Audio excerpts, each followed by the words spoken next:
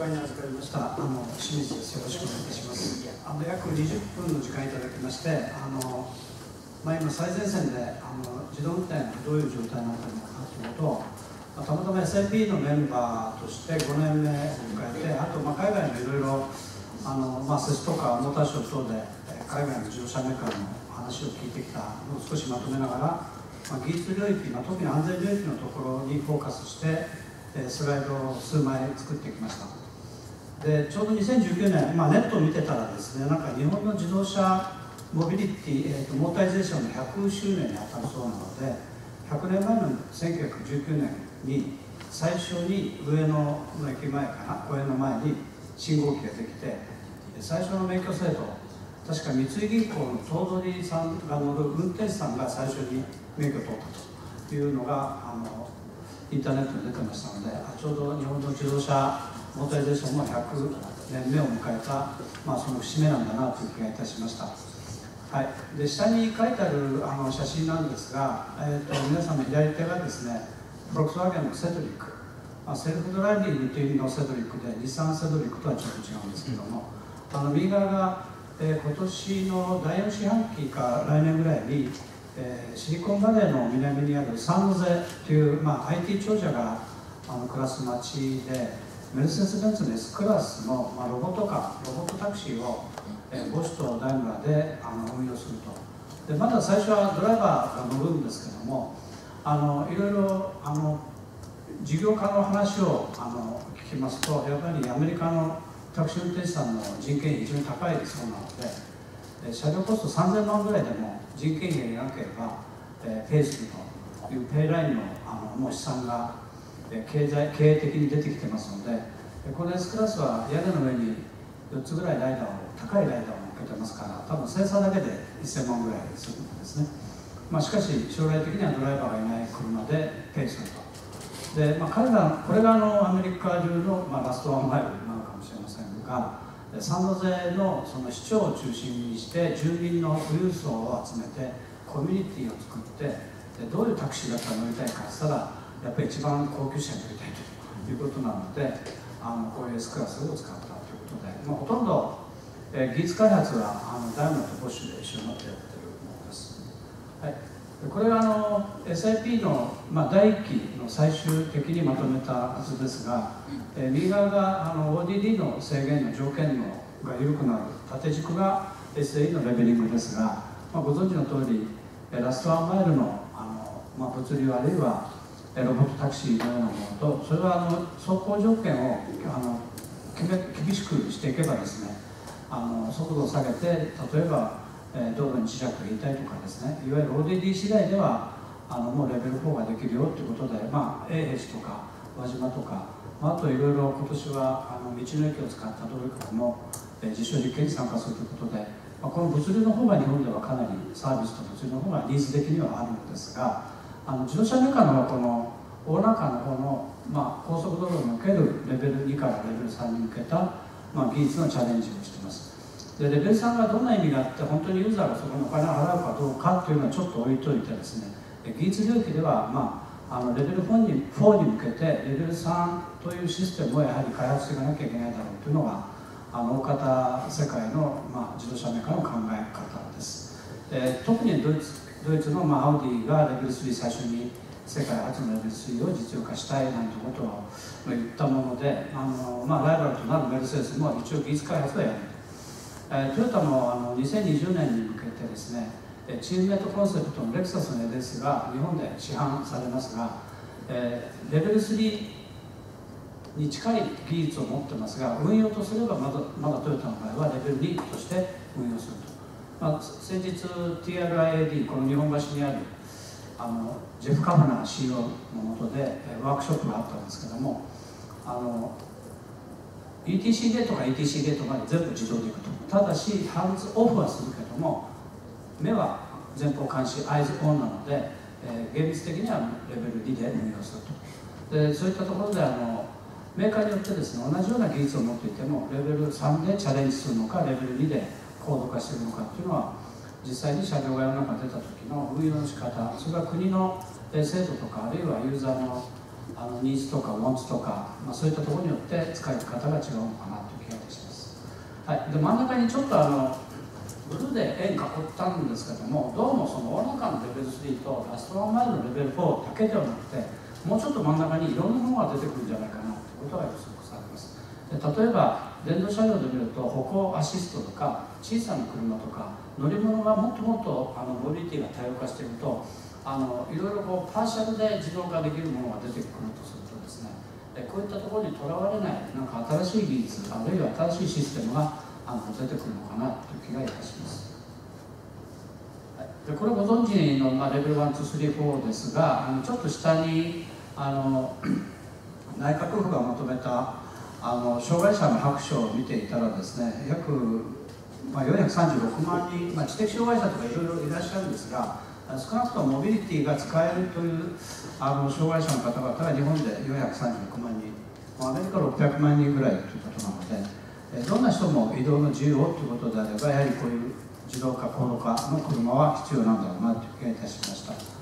はい、あと、渋滞ですが、国民1人当たり年間約30時間となり、12兆円の損失、自動化によって渋滞がなくなれば、経済損失もなくなると同時に、あと年間重傷死亡事故、歩行者側が増えているということも、2020年までに、年間死亡率、確か政府目標は2500名でしたから、あと700名ぐらいを1年、2年弱で減らさなければいけないんですが、これ非常にタフなハードルなんですが、課題とすれば歩行者、自転車に今シフトしてきています。はい、でこれ衝突安全ですが、私ずっと90年代から、ボアボディ、オフセット、日本が衝突安全法を規定するあたりからずっと取材してきたんですけども、なんでこういうものができたかというと、やっぱりダミー人形がまずできて、でダミーは実際の人間の死体実験から始まって、胸と頭部にどれだけの障害が加わったら重傷になる、重篤になる、重傷になる、障害値を7段階に分けて、そういう人間研究のもとに、ダミー人形が作られ、50キロでバリアにぶつけて、その時の胸、例えば胸と頭部の障害値を見て、この車は安全かどうかという、基準ができたわけですね。ですから、その原点はやはり人間をいかに工学的に見たかという生態工学が非常に重要だったわけですが、同じように自動運転の時に今度人がどれだけ安全なのかということがですね、分からないと、人より AI を、自動運転車が人よりも安全なものであるということを証明するためには、人の運転がその工学的に安全であるということがあるそのボーダーラインが見えてこないといけないと思うんですけども、ただ人といっても免許取ったばっかの人から、ベテランドライバーから、あるいは飛ばし屋さんから、いろんな人間はパターンがありますから、じゃあどの人間を持ってモデルにして安全とするのかということですね。人間よりも安全であるということをシステムは証明しなければいけない。あとどこまで安全すればいいのかというこの2つの命題が非常に重要になってくるのかなと思います。で海外の自動車メーカーあるいは日本の自動車メーカーのエンジニアの方といろいろとお話をするとセンサー系のパーセプションはもっと高度にしなければいけない。まだまだ人間の目に対してシステムのパーセプションは非常に劣っている。操作のところは認知判断操作のところですね。アクチュエーターで止まるとか加速するとか曲がるとかというところはある程度できている。ビークルダイナミクス的にはある程度できている。重要なのはパーセプションとセンサーと、あとデータをもとにした判断、その見たものがどういう意味があるのかということをこれからますますそのデータを取りながら研究を重ねていかなければいけない。しかしそうは言ってもですね、そのセーフティーネットという問題があって、冗長性があればバックアップとかあるいは ISO の26262でしたっけ、というもので、ある程度できるんですが、やはり冗長性は大事で、冗長性に対してですね、先日のその TRID の、トヨタ自動車、今 TRI に席がありますが、小口さんというエンジニアの部長さんは、プリクラをその、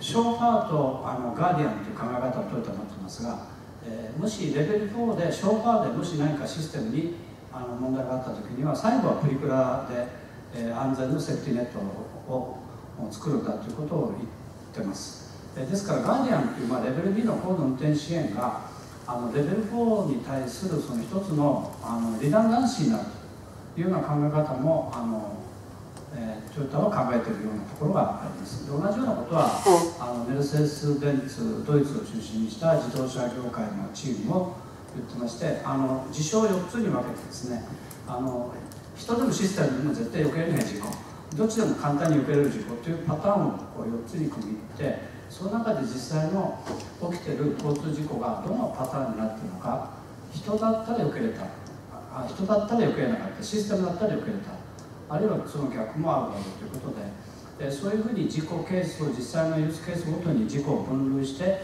その中でシステムをどういうふうに作っていくのかというところに、かなりこれはペガサスを含めた、ドイツの国家プロジェクトとしていろんな研究が進んでいます。ペガサスはよく聞く話ですが、これは実際にデータを取ってるわけじゃなくて、いわゆる安全を証明するためのメソッドを開発するのがペガサスで、今年の5月に、全部ドラフトが出来上がって一応終わるんだということは言ってましたけども、そのペガサスのシーズン2もどうやらドイツは始めるらしいです。あとは EU を中心としたデータを取る、EU の国家プロジェクトも動いています。その辺は後ほどフランスから来た弁護士の先生にもしかしたらもっと詳しく聞くことができるかもしれません。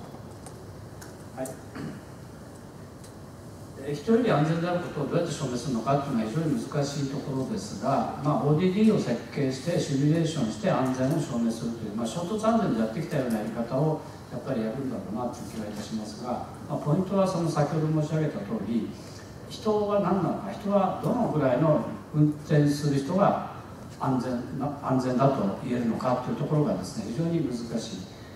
スキルはないんですけども、スピードを出さない人は結果的に事故が起きてないので安全なんですね。事故は起きてるけども、スキルが高い人は運転能力はあるんですけども、じゃあ何をもって安全かというのは非常に難しい議論になりそうです。はい、これは例えば2020年から24年、25年に向けてアメリカ、ヨーロッパ、日本、中国が例えばどのメーカーがレベル4を先にやるのか、レベル3やるのかというのはよく話題になるんですね。特にメディア系、私もメディアに一員ですが、メディアからの質問が多いのは、トヨタは何年にレベル2なんですかとか、メルセデス・ベンツは何年にレベル4なんですかという質問必ず聞かれます。しかし自動車メーカーの答えでは全てを物語ることはできなくて、例えば日本とヨーロッパは WP29 による保安基準の基準調和ハーモナイズをやってますので、政府が許認可権を持ってますから、基準がない以上、レベル3も4もできないわけですが、アメリカは連邦政府が安全基準を持ってますが、作りますが、自己認証制度なので意外と自由に何でもできる。あと免許制度が各州によって違いますから、聞くところによるとカリフォルニアとかフロリダは意外と緩めだという話が聞きます。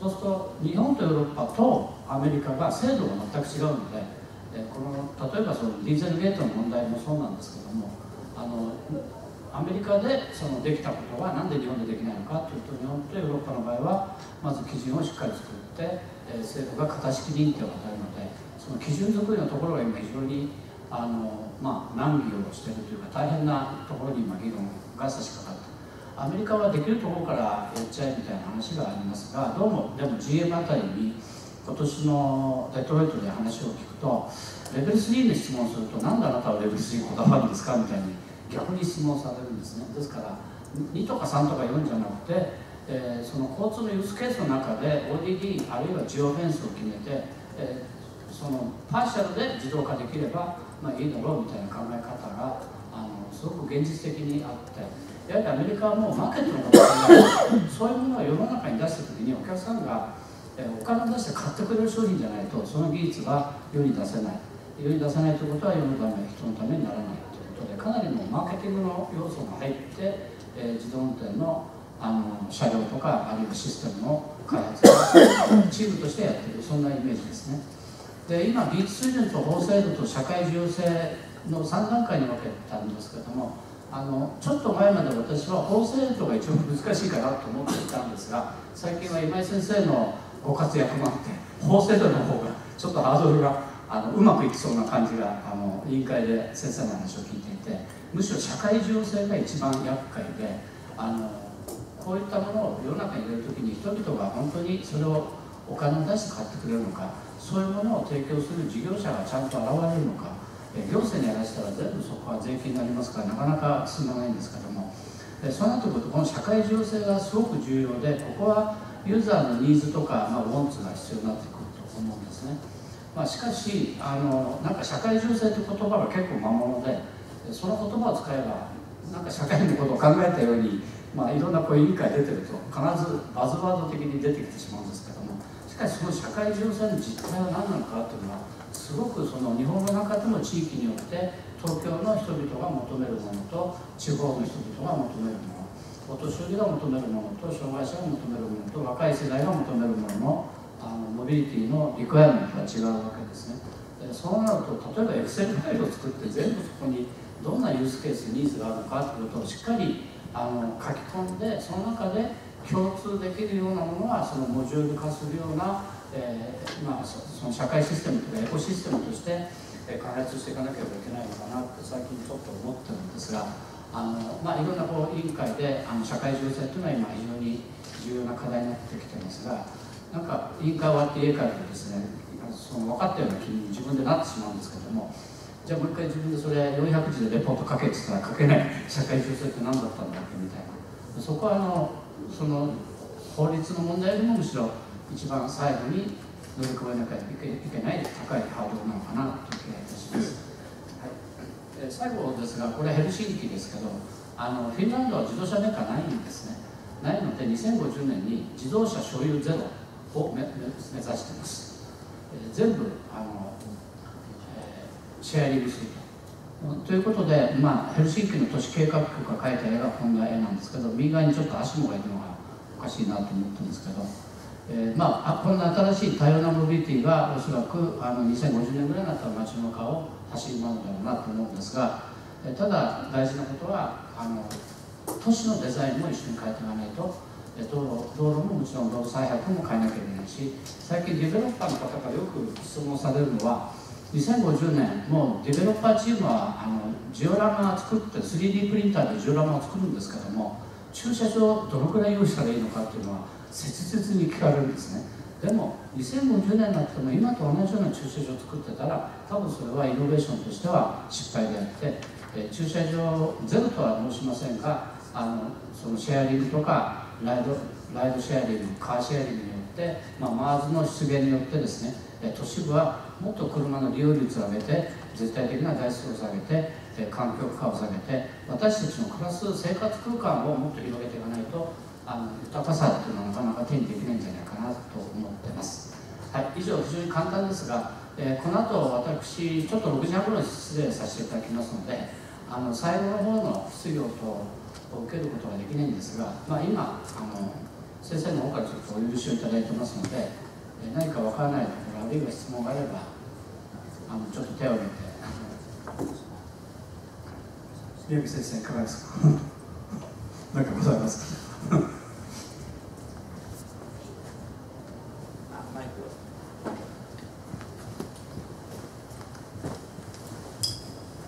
非常にちょっと早口で流してしまいましたけど。ありがとうございます。第一生命経済研究所の宮城でございます。私も社会重要性についてずっと考えていて、いろいろなものに書く機会というのが最近増えてきているんですけれども、やはり社会需要されるということは、課題がまだ社会に残っていつつも、その課題を社会全体で解決しようという姿勢のまま、それをその問題があるという状態のまま社会に受け入れるということなのかなと思っていて、例えば現状、その車というものも、やっぱり年間何千件という死亡事故が起こっていながらも、それを消費者がそれを受け入れているという言い方はおかしいかもしれないですけど、それはもう所有のものとして車に乗っていると、同じことがやっぱり起こってこないと、事故を減らそうって消費者も思う、自動運転の課題を何とかしようって消費者も思うっていうような社会にしていかないといけない。そのために社会重要性っていう言葉があるのかなと今の段階では思っています。アカデミーの先生方いかがでしょうか。僕はですね、ちょっとずっとショートターンでやったので、1970年に年間死亡者数1万6000人、たった10年に1980年に8000人まで減った過去があったんですね。でずっとその時から交通事故というのを見て考えてきたんですけども、なぜ例えば他の、例が悪いですけども、例えば原発事故とか他の事故で年間に数千人も亡くなるケースはない。もしあったとしたらそういうシステムは世の中にから排除されるんですけど、なんで車だけ全世界で100万人ぐらいの交通事故があっても自動車みんな乗り続けるのかな。おそらく一つの答えはプラン B がないからかなと思ったんですね。それ以外に選択肢がない。発電でしたらいろんなプラン B が考えられるんですけど、そうなった時に今の人が運転して事故が起きるのであれば、プラン B を作るのが一つの自動化の姿であって、プラン B があれば人々はいろんなチョイスが、今チョイスが人が運転するものでしかないわけですね。ですからチョイスの多様化があれば社会が重要しながら事故を減らすことができるのかなと考えてますけども、もし何かご示唆いただける意見があればお願いしたいんですけども。先生、2時間最短大学の長谷川です。これ自動運転を私は自動運転一つのものとして取り扱ったり技術の面だけど、今度社会的重要性そこだけで見るっていうのは非常に難しい、先行きの予測としては非常に難しいと思います。例えばカーシェアリングもそれからライドシェアもやっぱり相当に効いてくると思うんですけども、カーシェアリングだっていわゆるステーション型っていう、片道しか往復しかないやつがそのうち片道になる。それとはっきり違うのがフリーフロート型やつで不動性で、今度それがこのヘルシンキの中では社会的にも違いますけども、ヘルシンキの中央駅より200メートルぐらいの外側はもうみんな路中なんですね、狭いので。事実上そこに ICT 使って入っていって自分でIoT デバイスで開けてピンを入れて動かして行き先まで行って止める。それはもう半分のタクシー、本質はもうタクシーに近くなってる。そうですね。だからつまりカーシェアリングって今日本の中でやってるのはレンタカーと大した国だけども、そういうふうに本質がそもそも変わってくるから、全体含めてこれを考えないといかんなっていうのが。そうですね。おっしゃる通りで、もう活動はもうストリートガードでフローティング型で成功してて、日本はまだ A2A なので非常に難しいですから、自動で運転するところじゃなくてライドシェア、カーシェア、社会システム全体で捉えないといけないなというのはすごく感じてはあります。もう一つできてから車が廃車になるまでに 5% しか動いていない。そうですね。これに対してヘルシンキではすごく問題視してますよね。はい、やっぱりそれを作るだけでも CO2 一体どれくらい出すんだと。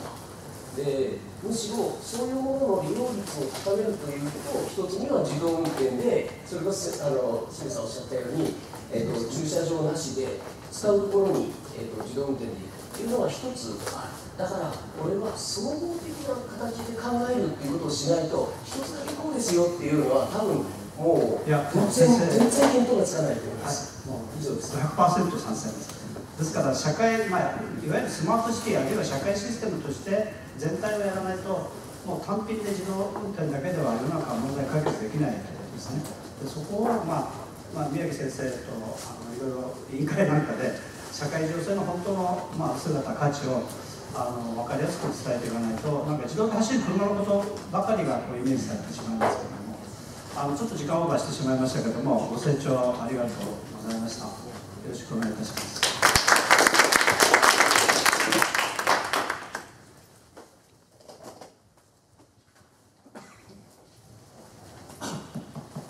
Okay, this is my turn. I would like to tell you the outline and the prospect of the Japanese legal system regarding the autonomous vehicle.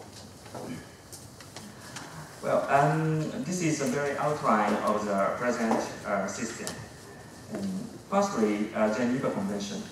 As you know, this is the basis for the traffic legal system in Japan. And the Road Traffic Act. In accordance with the convention, the Road Traffic Act was enacted in 1960, followed by several amendments. Now, the new amendment is expected by 2020. The National Police Agency has shown its content publicly.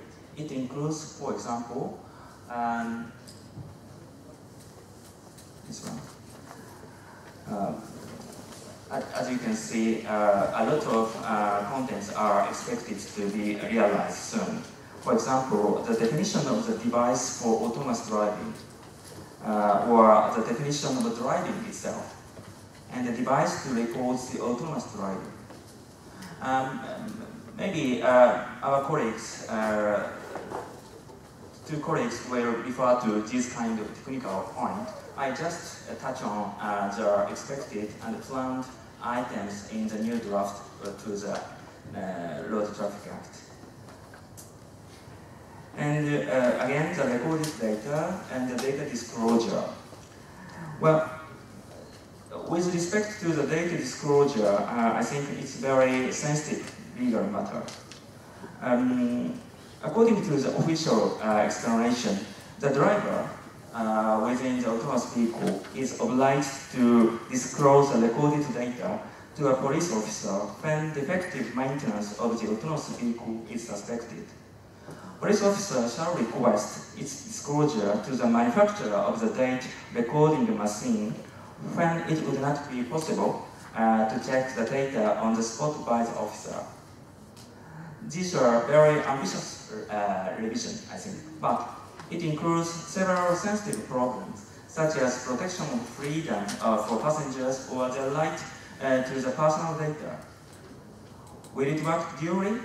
I believe we should take into account the more international tendency for the privacy or data, such as the stance taken by the GDPR in the EU. So what we can learn from Mr. Landot, who is an experienced lawyer in this field, should be very important and suggested. And using mobile phone while autonomous driving is on case by case, maybe not prohibited. So, okay, so next slide. And this is a very common understanding for our discussion, the legal meaning of level 3, 4, and 5. And as you know, SAE classification is being used within the Japanese government. And this is URL, and later on I will send him an English version of this one. Okay.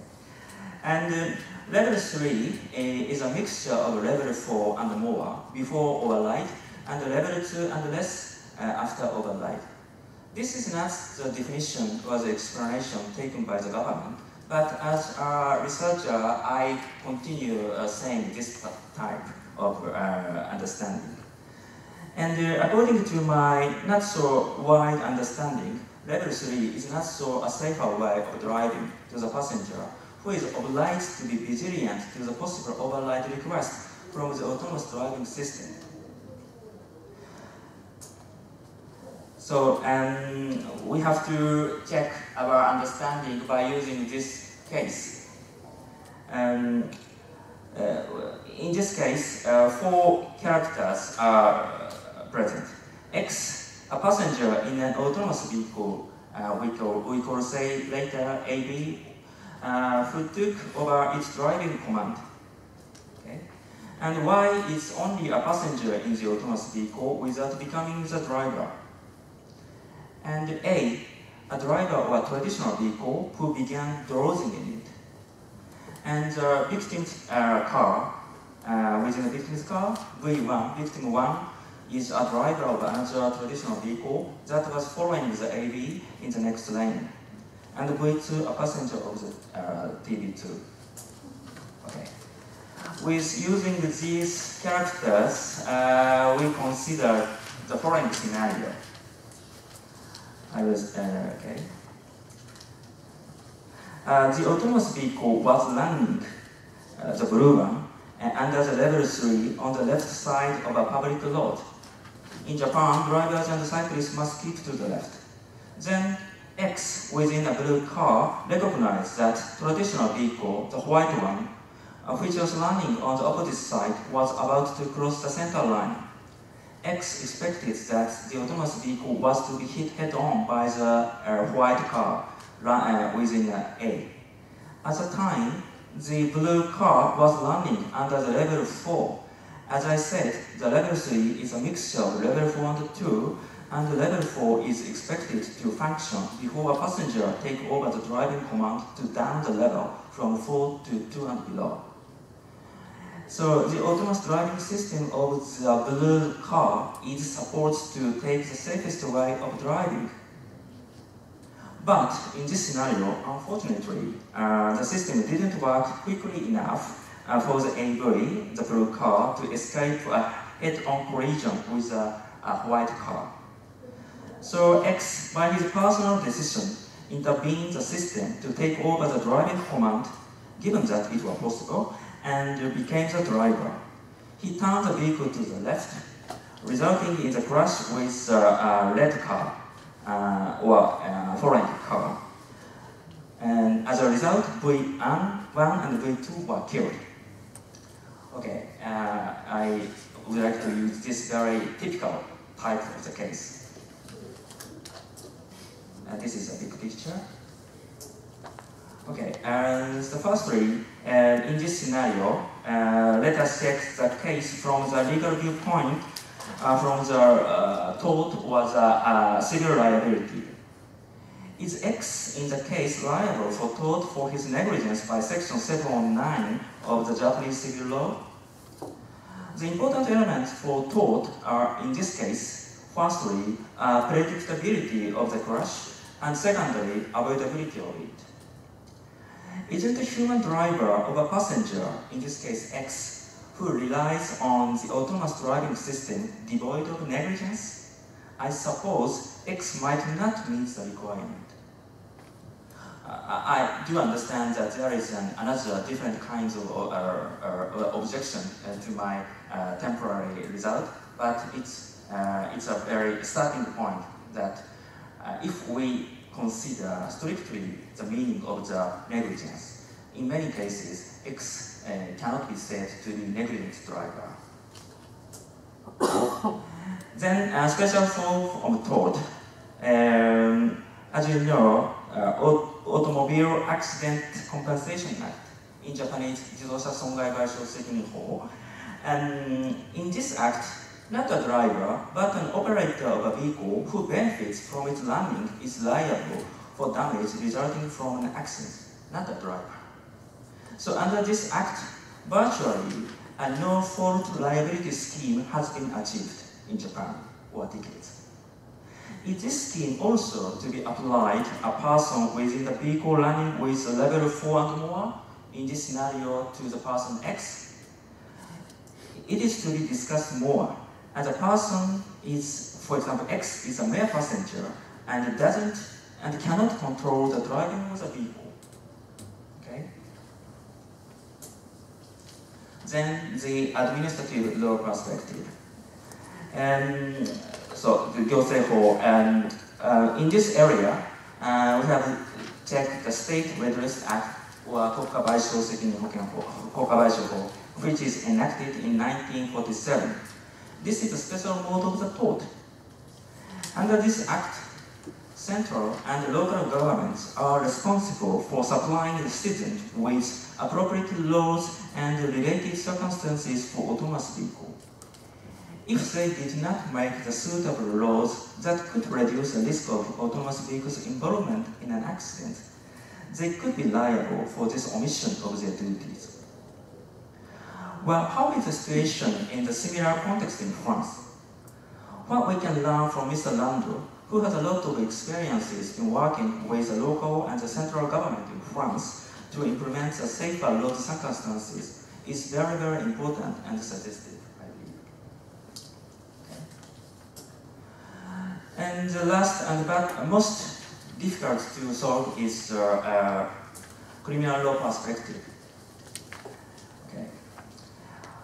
And was X, in this case, negligently driving the autonomous vehicle that caused the death of V1 and V2?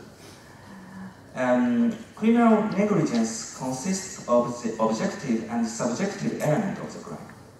Firstly, the objective one was that if, in the case X, did other appropriate action, the result, namely the death of X1 and X2, would have been avoided. Given that X could have avoided the result, then the result itself should be checked whether it is illegal or not. It could be not illegal according to the theory of necessities. If X intrinsically turns the wheel to the left, resulting to 2 lives were saved at the expense of the innocent 2s. This is the wording of the necessity in the criminal law in Japan. Necessity means kinkyū hinan in Japanese. Okay, with this background, we have to check in details. But if the defense of necessity was unsuccessful, the objective elements of the crime are fulfilled. As a next phase, the subjective element of the offense is to be checked. The subjective one was that X could have foreseen the result. Can we imagine in this case such a situation? X in the blue car might have had a slight glance of coming the red car just before the crash. But during the most part of the driving, X was a passenger of the autonomous vehicle and should have believed that this autonomous vehicle was much safer than the traditional cars. With this inference towards the mental situation of X, can we confirm that he was negligent of the crash? I'm a little bit doubtful about it. So we have checked the other persons in this case. The seller, the manufacturer of the autonomous vehicle, and the writer of the algorithm for the autonomous AI.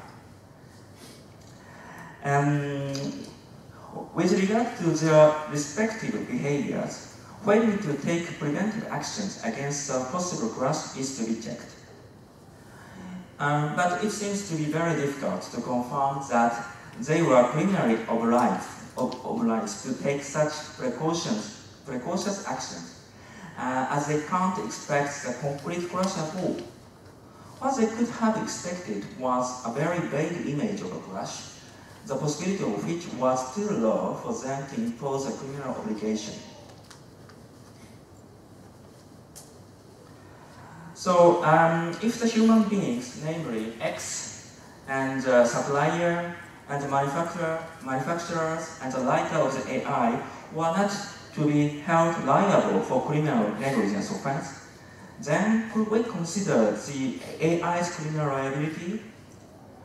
It could be conceivable once the AI has got the self-learning ability, by which AI can decide by itself which route the autonomous vehicle should take for the safest traffic. But can the present theory of criminal law catch up with the evolving AI? How should we prepare for the situation that the theory of the the theory of the modern laws, including the criminal one, hasn't expected to occur? So what are the lessons we should learn from the French experience, like a mock trial in Lyon and Paris? Mr. Landot will tell it to us later. Okay. So let's summarize what we confirmed through this very short presentation. There are many issues to be reconsidered just before reaching the actual use of the autonomous vehicle, I believe. This is, for example, the definition of driver, and the definition of driving a vehicle, and the evaluation of driving under level 3, to whom the criminal liabilities ascribed in the accident with regards to level 3 and more. And if no human beings can be said to be an offender, AI's criminal liability. Then the purpose of the criminal sanction.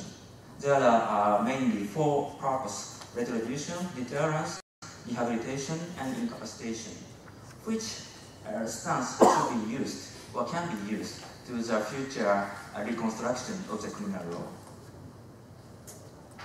So I do think that we have to keep discussing with French colleagues in this area, and international cooperation is very important. Thank you for your attention.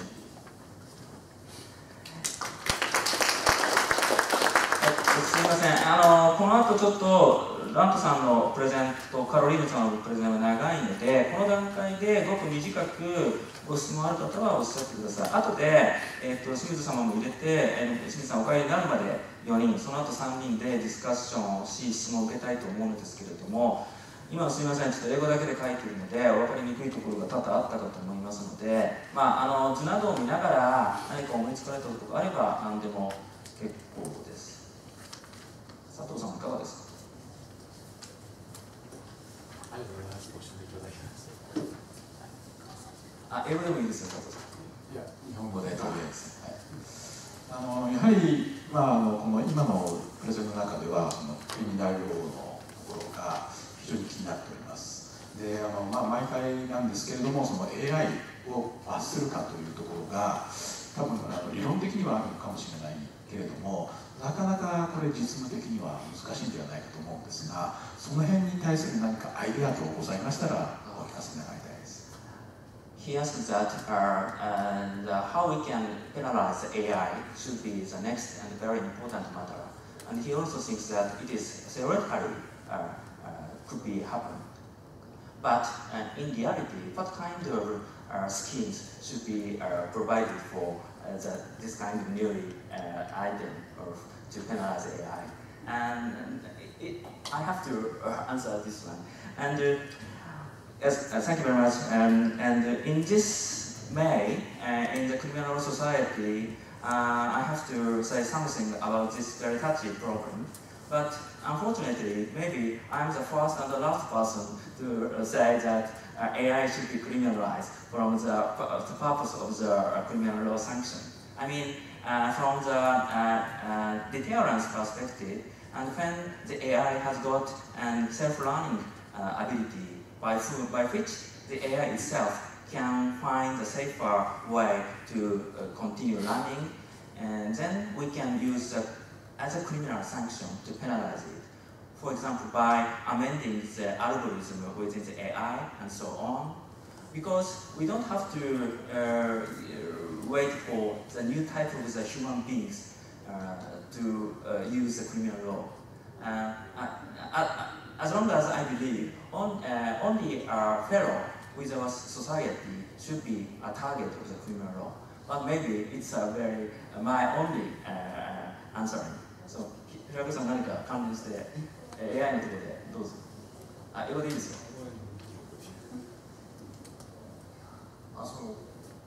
変化しないプログラムとしての AI であれば、多分設計者側の責任、製造者側の責任というのは明確に規定できそうな気がするんですが、やっぱりセルフラーニングがあるかないかって非常に大きな問題だと思うんですけども、ただセルフラーニングというのは、勝手にセルフラーニングするというか、セルフラーニングの仕方っていうのはある程度設計はされているという意味では、やはりある程度継続責任というのは問われる可能性があるのかなって勝手にはその法律の素人としては思うんです。そこら辺先生としてはどうか。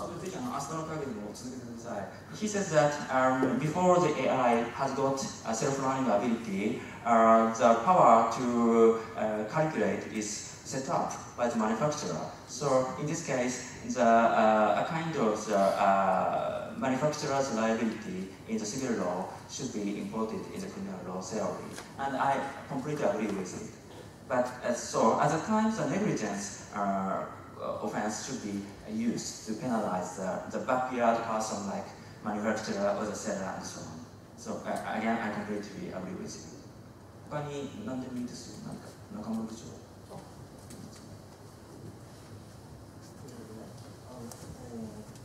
一応大学非常勤講師の方がいて、そうです。端的にさっき清水先生にもお伺いがあったんですけど、この事例はその ODD の外ではないかと思いまして、できればぜひ安全な ODD の中で自動運転をやっていただきたいことを強く望みます。そうですね。そのことだけ。He said very correctly that in this scenario, I try to endeavor to change the technical regime at the present. As I just said, the X intervened the system by himself. So whether or not it is possible or not is another very touchy program. So he said that without considering such complicated cases, we should develop and cut off the area of the ODD. It's correct, yes. Thank you very much. 岡村先生いかがですか？この段階であればぜひ。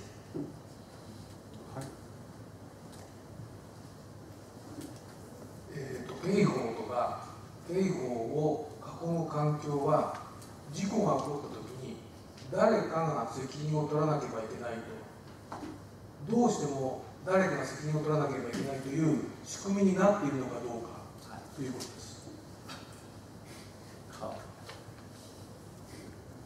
So he says that we focused on the criminal matter, but he's afraid that if anything had happened disastrously, we in such every case, do we have to fine and penalize anyone? そうでもなくていいということですね。自動運転が世の中に受け入れられる、例えば私がそれを受け入れて利用するためには、誰も責任を負わないような状態じゃないと安心して使えないんじゃないかと思っています。非常に単純に。He said that to accelerate the level of the social acceptance of the autonomous vehicle, it's better for us not to use a criminal law sanction.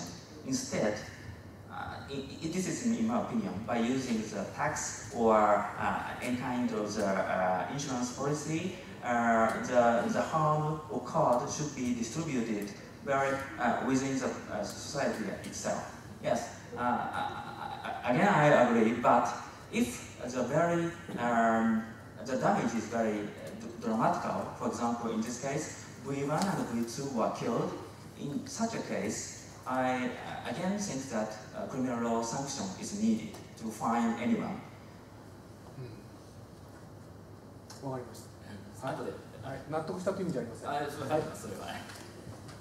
清水さん、お帰りになるんですよ。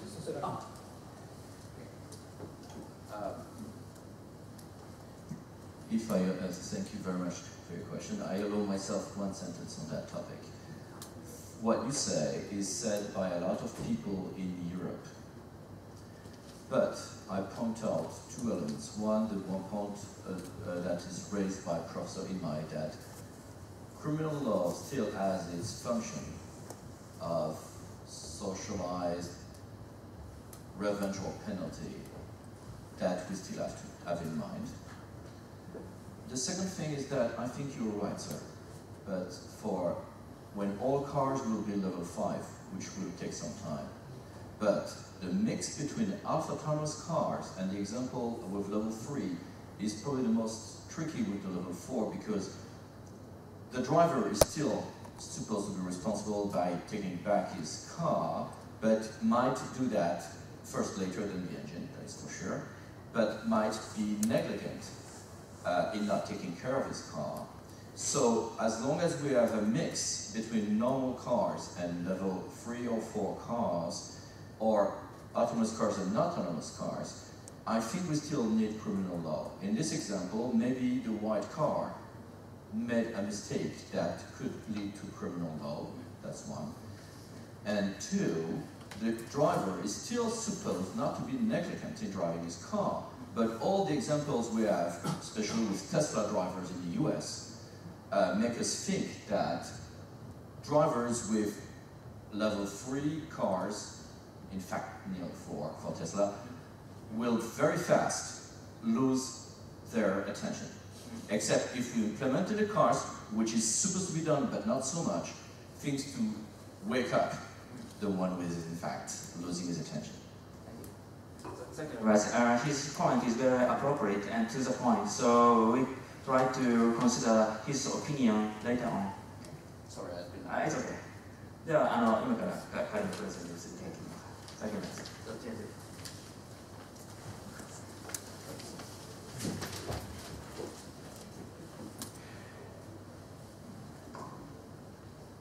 So, ladies and gentlemen, thank you very much for being here, and thank you to have the courage to stand by half French, half English that I will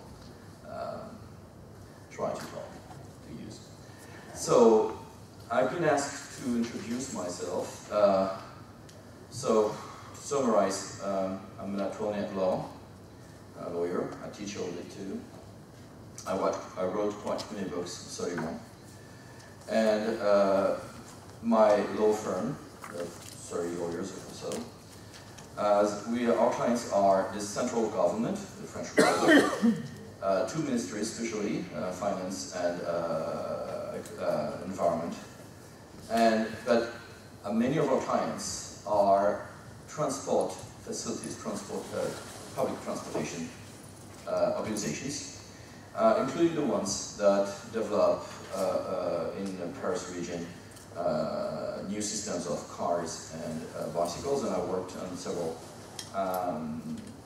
autonomous or autonomous public transportation systems. That makes me not someone that can tell you how to solve the problems, definitely not. We all will exchange on the problems and possible solutions. Every country is trying to find solutions anyway. But that brings me a lot of questions, so I'm happy to bring you my questions. And we'll try to solve that together. First, a few elements. So what I suggest that we could see together is one, fear and hopes. This is not what you're waiting tonight. So I will go very fast on that element. But I wanted to put this to give you some references, some elements, if you want to read in French or in English about it. So in your paper, you'll have elements that I won't have time to develop, but that will allow you, if you read it, to go further. Second thing is experiments. In France, we have laws about how to experiment autonomous vehicles that are quite different from the English or German systems, although we have the same problem in the same continent. Our system in France is not extremely developed for experiments because of problems I will point out later. Ethics and liabilities, that's the main thing we have to see together, if you don't mind. And after, impact on public services and facilities. That is a big topic that is always forgotten, but that will become a very tricky one. Sir, you showed us what a possible view of Helsinki could be in the future. In that surfing we saw, we had different colors for the pavement on the main road. Was it just for aesthetics, or was it to allow the car to know what is the main road, what is the pavement, and what is the sidewalk? Because with the captures and all that, especially if we have information kiosks on traffic lights or other urban things, that might introduce a new responsibility for local governments or central governments in their giving informations to the cars that they will have to protect from hacking or dysfunctions. This is not a small topic. Of course, parking lots and public means of transport are also at stake. So first, the reminder, level 0 to 5, you said it all, thank you. Let's go next. Okay, the context, you know it all. We all say that comes from electrical vehicles, and maybe tomorrow, hydrogen propelled vehicles, for which Japan is ahead. Good. Except that it changed a lot. I'm the attorney of the Autolib thing, where not only the city of Paris, but 55 other local governments try to have a kind of car electric pooling that were not autonomous at all, but that people could use and put back as a permanent rental, like for the bicycles video thing. When it's been done, 6 years ago, the manufacturer asked for a long-term lease that was adapted for paying back the original investment.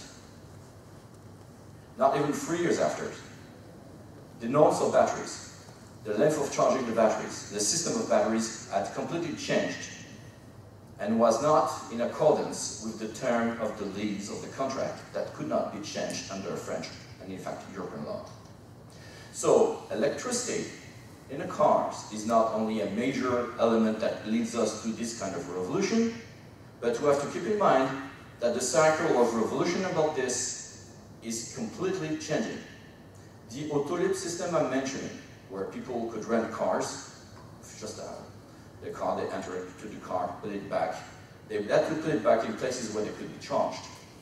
It's been replaced by free floating systems, done only by the private sector, with no contract at all with the local governments, and you don't need even to charge them, because the batteries hold 2 days around, and at night, some people find the cars with GPS and change the batteries very fast.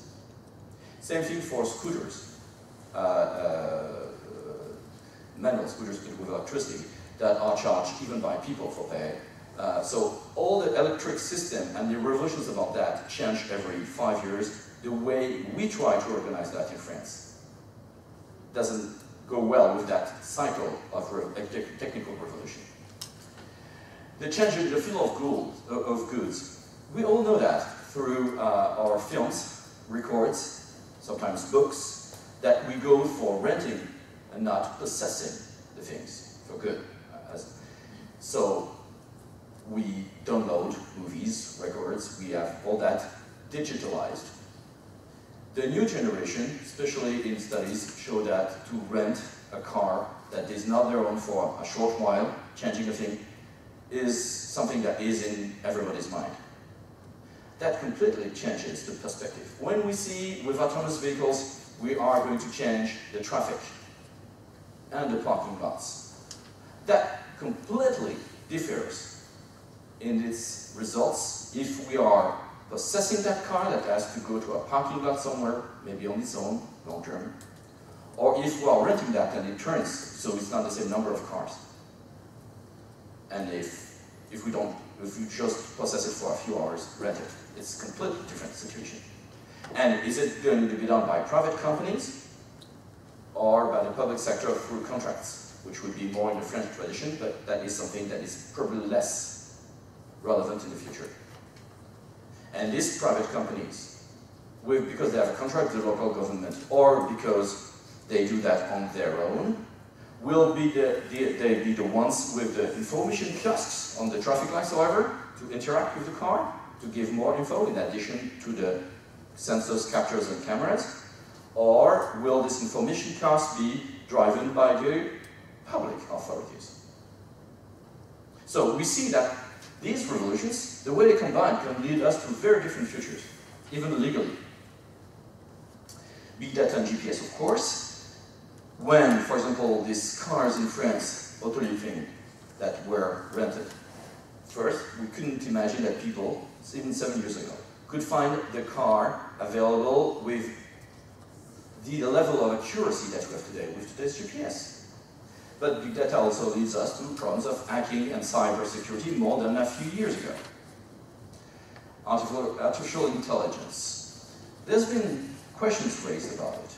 I point out the recent, a few days ago, resolution of the European Parliament thinking that one of the most urgent things is to raise the level of teaching, information, and social mobility for all the people that will be touched by artificial intelligence. It's not only taxi drivers, and okay, for taxi drivers or bus drivers, it's going to be only on level 5.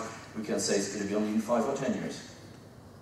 First, in a man's life, 5 or 10 years is short.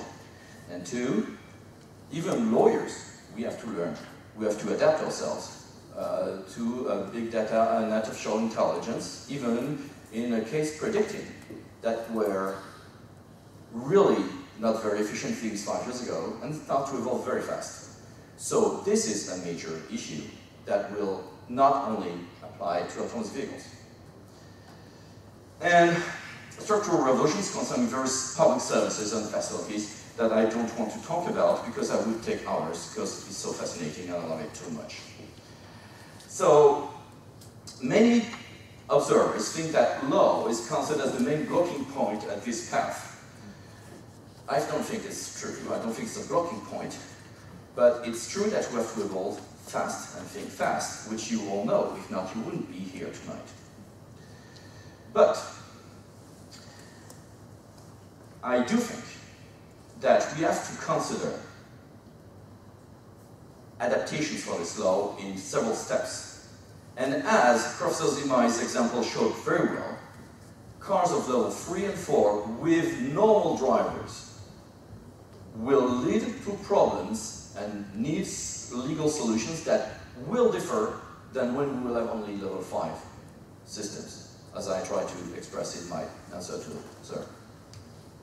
So, hopes, less accidents, better mobility and parking, and a big market in terms of business. So here are this. So, or this is to check your vision ability right now, or it's to read after. About mobility and parking, I pointed out that it differs a lot depending if you are the owner or the temporary user of a shared car.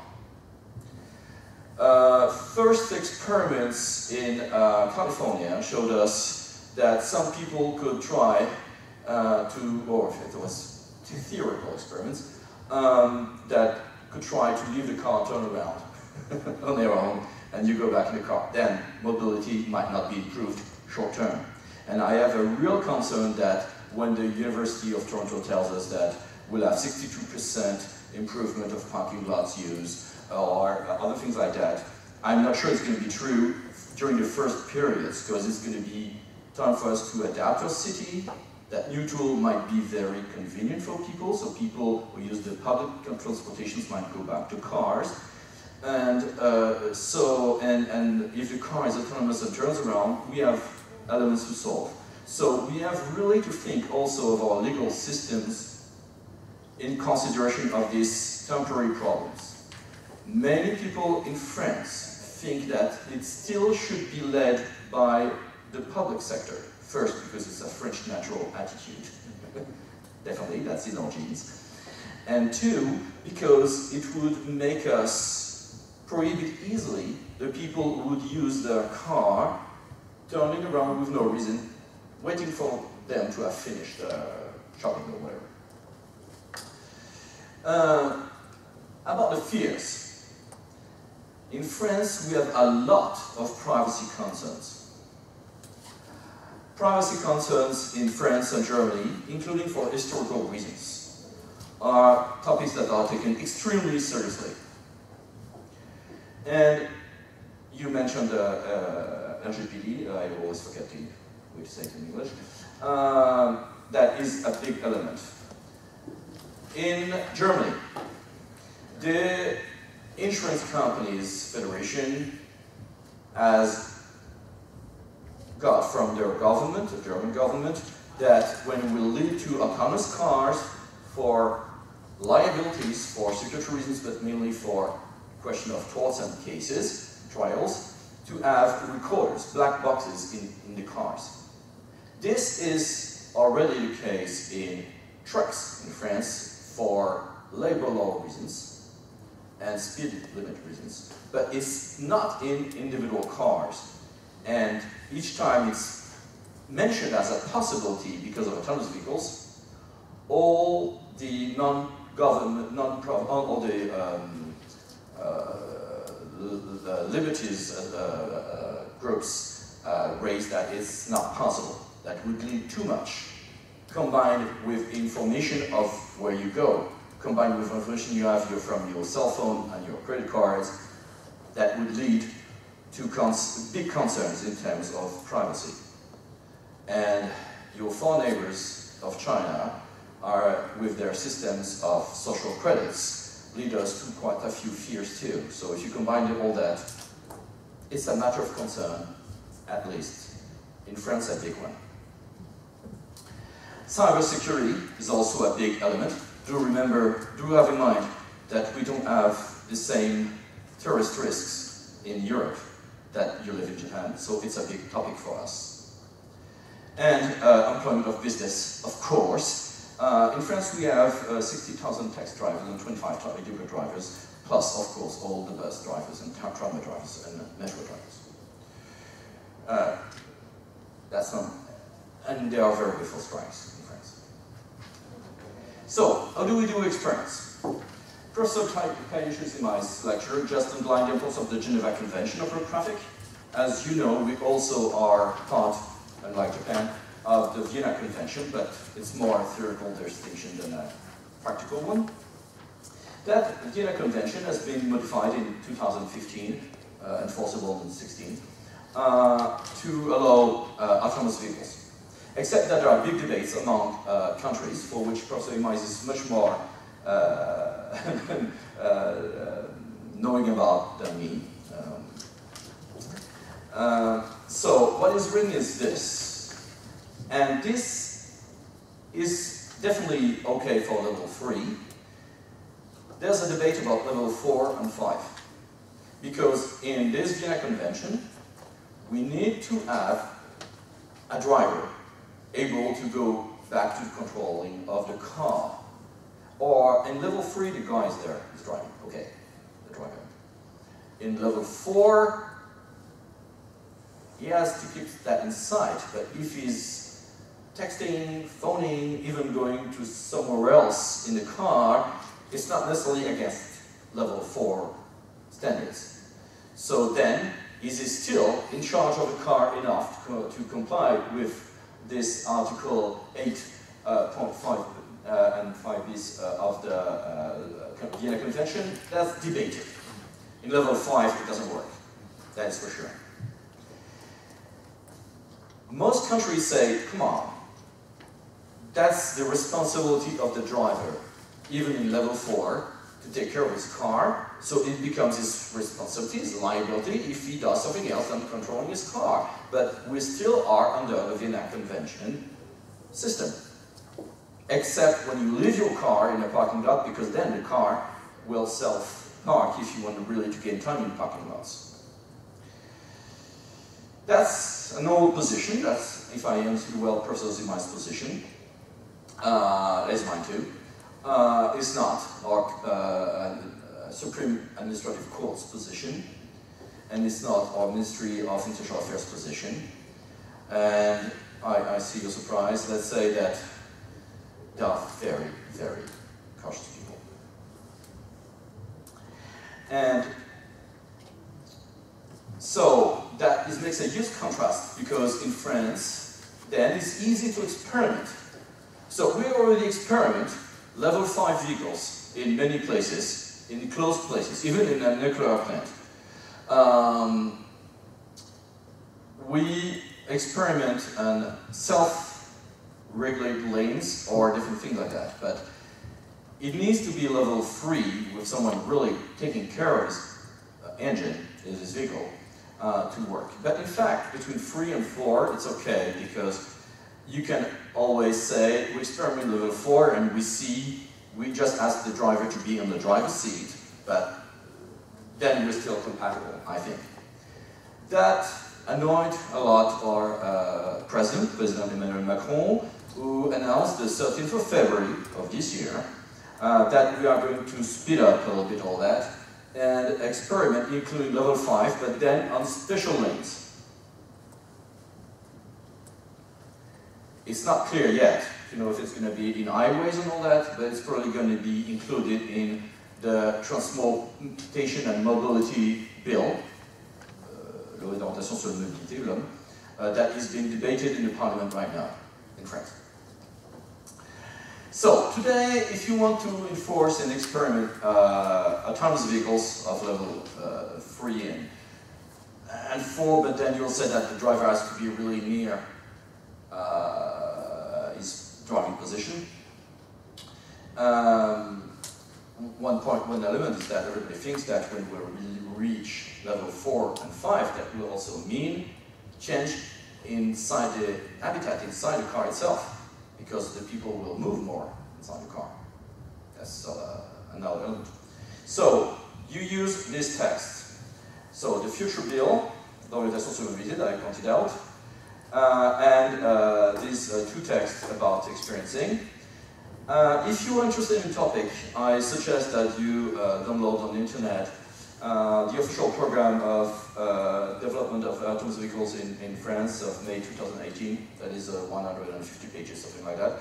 It's a lot of wishful thinking, but a few practical things still that can be interesting. I see you agree about the wishful thinking. So, if you want to experiment, drive autonomous vehicles in France, you need to have a kind of special driver's license that is valid 2 years that you can renew, with a special system if you are experimenting it in an open to public traffic system for public transportation governments.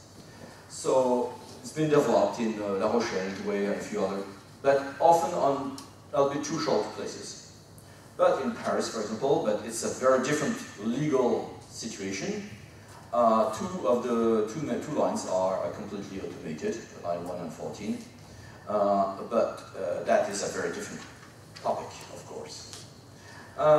It's developed a lot in thinking in public transportation because with our culture of strikes, the automation can change completely the relationship with the trade unions and the risk of strikes when things are automated. So here are a few cities or a lot of places where it's been experimented. When you say Paris, it's been a very small experiment. But in some other places it's been done in a more ambitious way.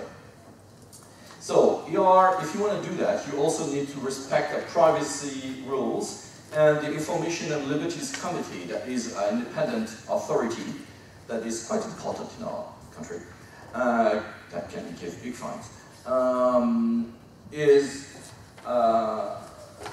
gives you a pack that you have to comply with, and that is also to be adapted with the new RGPD thing. So you also have to respect then the European Parliament's regulation concerning the privacy and personal information of LGBT. Yeah, I use the French, sorry, I use the LGBT. So, no ethics and liabilities, everything about tolls. So, it's not new to wonder what the interactions between machines and humans will happen. In that famous tramway dilemma by Philip Foot in 1968 was raising that topic, and everybody said, oh, it didn't happen so much. I think that Professor Imai's example proves how much it can be true tomorrow, and that the machine will have to choose between attitudes, things which we already do.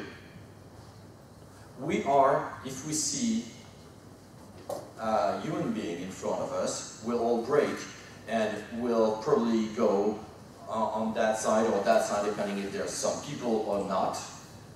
But if we see that it's a cat, we might be cat lovers, but we won't risk as much our life in danger. Maybe cat is not a good example for cat lovers, sorry. So there's been theoretical experiments about it. A very interesting thing has been done by the MIT with Jean-François Bonnefond called the World Machine. Everybody can play with this online. To put yourself in theoretical cases and say, how would I react or how would I parameter the machine? University of Bologna thought about possible buttons that could make the settings of the car more or less selfish. And it's quite interesting to see the reaction of people and the tests they made. I do point out the two EU resolutions, Parliament resolutions about artificial intelligence and robotics that are not precising what a bill should be, but that are raising questions and give to the states elements of decisions. You also have the rapport Villani that is very interesting down in France. So, we have choices between, can be me as a driver or as the one making the algorithm of the artificial intelligence and of the machine. Should I make settings as the driver's life is to be endangered to protect the pedestrians? Because after all, that would be very French speaking. Because the driver is the one doing something dangerous. So he has, in a way, to pay for it. That's the way not our criminal law works, but that's the way our civil law globally works with pedestrians. Do we have to take into account the age? In the moral machine answers given by this MIT thing, you discover that Europeans would protect more the young ones and Asians more the elderly. Is it just a cliche? Maybe, but those are the results they have so far. If we make settings, do we make the same settings worldwide? Do I take into account the number of people? Each of us driving, I suppose we would all take more risk for ourselves without thinking of it, if we see more people at stake in front of us. Or not, I don't know. I suppose yes. Do we ask the machine to take this in account? And of course, we do take care that, okay, this guy is there, but if I turn slightly left, he'll move the other way and there is no risk. Or do we enter the parameters, or do we ask the deep learning of the artificial intelligence to adapt to the risks of escape the way we anticipated? Choice between people in the car. I'm between two walls, or a mountain and the down part of the mountain. If I go right, less dangerous, but I kill my wife who is just there. If I go left, to avoid pedestrians in front of me, more risk, but maybe more for me, or do I permeate that? We all have our individual ethics on that. Can we build together a worldwide ethics on this kind of choices? I suppose yes. And probably it will matter only a few people. Because the problem is that with these topics, we always raise these questions that are very interesting ones, forgetting, as you've said, if I've understood well, but I don't speak Japanese, that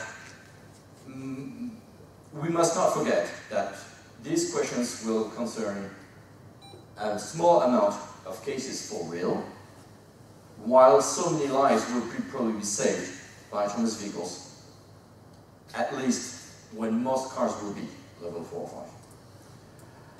Because the interaction between autonomous vehicles and non-drivers in terms of safety distance might be a problem.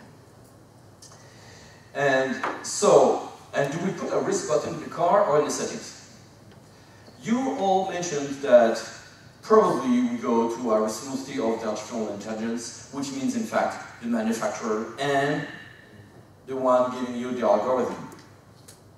Which might be the same, because maybe the manufacturer will have his own provider, his own subcontractor, which is the one giving the algorithm. Or maybe you'll have your car and choose the software. Like you can choose a car and have in it CarPlay or not. In terms of false liabilities, it's going to be very different, for example.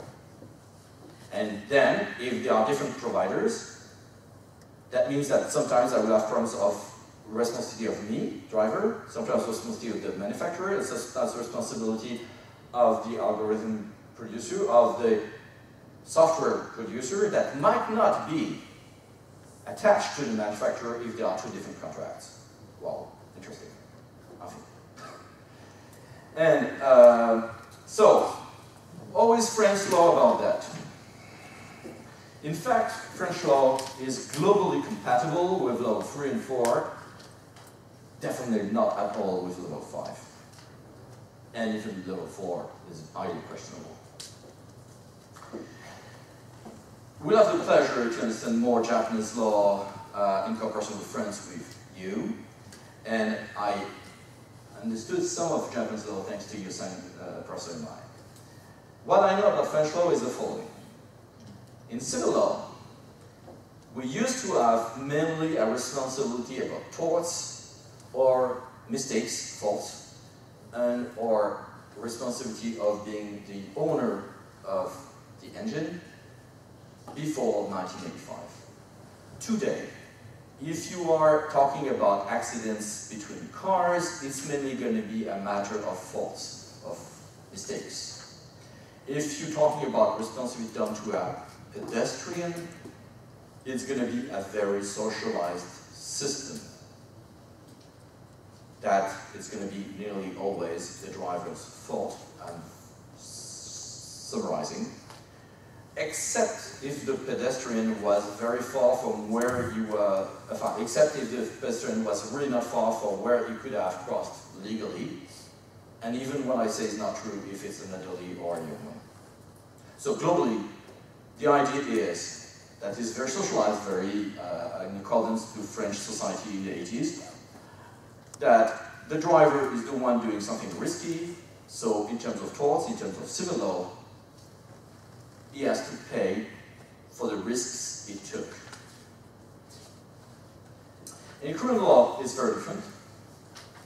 And in administrative law, well, we have some questions that are going to be probably changed a lot by the arrival of autonomous vehicles. So, civil law. If the victim is another car, it's a question of faults, of mistakes. If the victim is a pedestrian, we have a socialized system. Social system. Interesting. Indeed, if all the cars are level 5, maybe, and if we all have the same algorithm, if we don't make choices between more selfish or less selfish in the settings,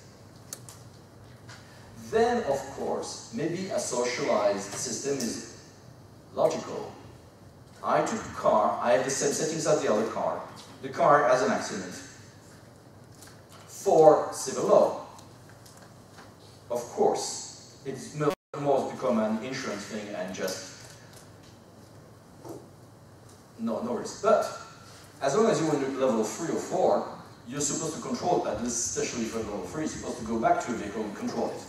Of course, it's a little bit artificial, because the car will react much faster than a human being. But still, we're supposed to control it. So don't we have made a mistake? Haven't we made, sorry, a mistake if we don't go back to the control of the car very fast? That's a question. For criminal law, we have since 2000 a basic distinction. If I'm the direct cause of the prejudice, my fault will be appreciated about what a normal driver would have done. If I'm the indirect cause, it's maybe the white car that went out of its lane and I adapted the way I could. I'm the indirect cause. That's, in fact, questionable in French law, but I'm summarized. I synthesize. Then, did I break a major circuitry rule that I knew that the breaking of which could lead to an immediate danger or not? If I'm the indirect cause and I didn't break a security rule, then I will be condemned only if I made a especially big mistake. The term in French is slightly less big than that. So, if you want to know more about that, here are references that I'm happy to send to Professor Imai if needed. It might be in French. Administrative law. This is more my field. And my passion. If the victim is a user of the equipment managed by administration, then that victim will have to prove a mistake, a fault made by the administration to be paid that a part of the torts of the liability. Except if the administration is doing something dangerous by nature. If the administration is running in the army explosives, of course, I don't have to prove a mistake to be paid back and have my torts compensated. If I'm in a normal road, not a very risky road, some risky roads, you don't have to prove the fault of the administration. It's extremely limited, only a few roads overseas. But normally you have to prove a nature. But for example, to give you an example, you have too much water on the road. You have to prove that the administration didn't keep well the road in good shape, which means to a standard of intervention of a few minutes on a highway, but can be 1 hour or 2 hours in small streets, small roads. No. But if you can prove that the water is there because a big water tank used for drinking water has been broken, and that water, then you don't have to prove a fault, a mistake, because the origin of the prejudice is coming from another administrative thing that is not the one you're using, so you're not the user of it. So then it's a responsibility with no fault, no mistake. Now let's go back to our topic. Why did I show you this? Because there's been a mock trial that Professor Imai mentioned in Lyon about it, City of Lyon. So, in that case, this is just for reading tonight after the symposium. So, if the first tribunal had a mock trial, in this case they supposed that there was an information kiosk on the public domain, on a urban furniture, that was sending information to the autonomous cars. This has not been well conceived, well kept, or has been hacked, and then gave bad information to the autonomous car that led to an accident. The first tribunal in that mock trial said, oh, to run that information kiosk is a dangerous activity. So the driver doesn't have to prove any mistake, any fault. He doesn't have, after expertise, to prove that he was not well conceived, not well run, all that. There's something dysfunctional, the administration has to pay. That's what it means. You can imagine how risky the keeping of this information kiosk can become. If each time you have a problem, you pay, except if you can prove that the mistake is not yours. The Administrative Court of Appeal, probably thinking of public finances, said, no. The victim has still to prove it's going to become a normal activity to run this information kiosk and not something that dangerous, although we know that the risk of malfunctions or hacking are pretty big. Some experiments prove that they were pretty easy to hack things in America, in DC, I think. So, the Administrative Court of Appeal said, no, it's not dangerous by nature. The victim will have to prove, if the victim is the user of that domain, which is the case for autonomous cars, will have to prove the mistake done by the administration. In fact, I think that this mock trial guessed that the information kiosk was going to be run by the administration. In French administrative culture, is the most probable. But it's not sure. For example, it's possible that maybe you'll have several standards, several private companies that will have their own information kiosk. that they will put under the control of the administration on every traffic light, public bench and all that, to send information. The way that the communication operators do on public domain often, the retransmitters for cell phones. And then, it's a very different situation. If the information, the administration runs the information kiosk, the administration is the provider of the information kiosk. If it's dysfunctional, it's the administration's responsibility. If the administration gives the bench or the traffic light or the urban furniture as a place where private sector can put the information data, of course it changes completely the responsibility system. But in French culture, we will want to control that, including to avoid a lot of information kiosks that can be not so nice to see. But when you think of torts or liability, they might change opinions. That is a big, big debate.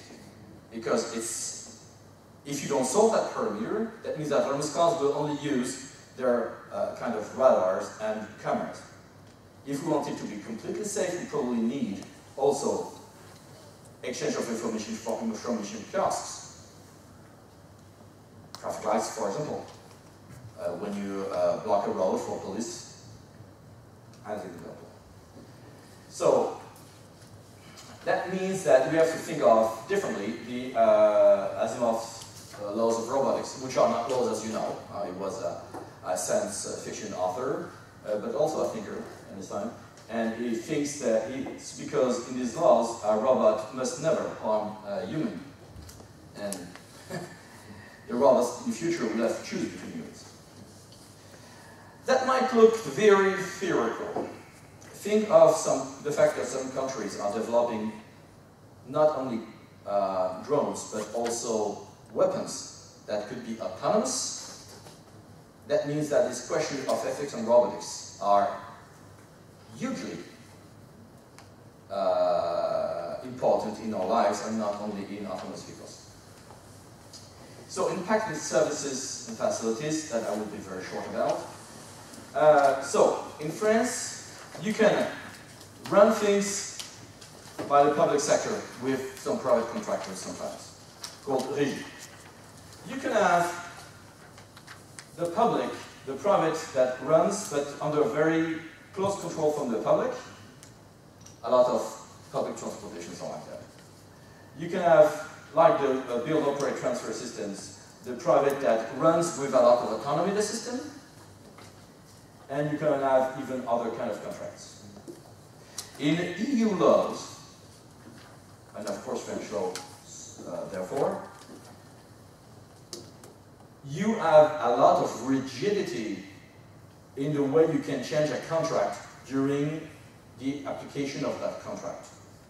If you sign a contract with the private sector for transportation, for whatever, if this contract is 7 years, you cannot change much this contract. In due respect of the original competition, to avoid people agreeing with a private company, not on the original terms, but on secretly negotiated terms, to avoid also corruption. But then, we have rigidities that are terrifying in French law. When streets in the beginning of 20th century were with gas system, they have been turned into a very few years to electricity systems in exchange of longer contracts for the private sector who was running it to adjust to the new investment they had to do that was not planned. This is not possible today in European law. I don't know if it's possible in Japanese law or not. But what I live every day in electric vehicles, especially in common means of transport, or free-floating systems, is that we are doing long-term contracts, and after a few years, we are not, and I didn't live that 15 years ago, or 20 years ago, I lived that only since 3 or 4 years, that we have technical solutions that need big investments, but we cannot change our contracts that are still running for 3 or 5 or 10 years. that are disastrous to break eventually. In your country, I don't know if it's something at stake. In mine, it is. Especially to adapt to autonomous vehicles in public means of transport. Because we had many individual and classical means of transport, Uber, taxis, walking. Walking is coming back a lot in Europe. Bicycles, but privately owned. The public sector gave urban cable cars in the air, like the West or a few cities developed that. So very trendy. Pretty expensive too. Metro and all that. Okay. But what is happening now is that we have a lot of friends, but also in the US and I guess the same in Japan, providing carpooling with special equipment, special parkings and all that, financial financing, bicycles, cars that are, or electric scooters that are for rental, but with contracts with the public sector. And that was indispensable when we needed special places to charge them anyway. And today, with free-floating, different systems of batteries, the fact that we can, with our mobile phones, go easily from one means of transport to another, there's a huge revolution in this. But still, the administration has to adapt the pavement, the sidewalks. In France, there are big debates. Should we make sidewalks especially for skateboards and scooters? Because today they use the ones of bicycles and that leads to accidents, or they use the sidewalk which is very dangerous for the pedestrians. In fact, to adapt our cities to bicycle lanes has been very difficult in Europe. I worked for a little bit for the Denver administration for that. It was easy for them. They have big streets, and they make new urban zones all the time. In all Europe, it's very hard to do, and our streets are narrow, we don't have room for that. So we've been able to do a lot of bicycle lanes by cancelling the places where you had the parking of the cars. If you make new lanes, we don't have room anymore. So other revolutions are to be taken into account by the public sector. Parking lots. Do we, in level 5, shall we make parking lots that will be far from the center? And when the cars will automatically park, like in Tetris game, you know, with no room in between? Probably. But what do we do from one step today, the step tomorrow? Police interaction with cars. Do we accept the police to have a kind of joystick stopping the car? In level 5, we'll have no choice. In level 3 or 4, if the guy in the car is just drunk, like it happened in the US recently, the guy slept for hours in his Tesla car being drunk, and the Tesla car is supposed to identify that the driver is losing his attention and work so well for that. So, of course, you need to have the police being able to stop the car. But if you say that every policeman has a joystick stopping the car,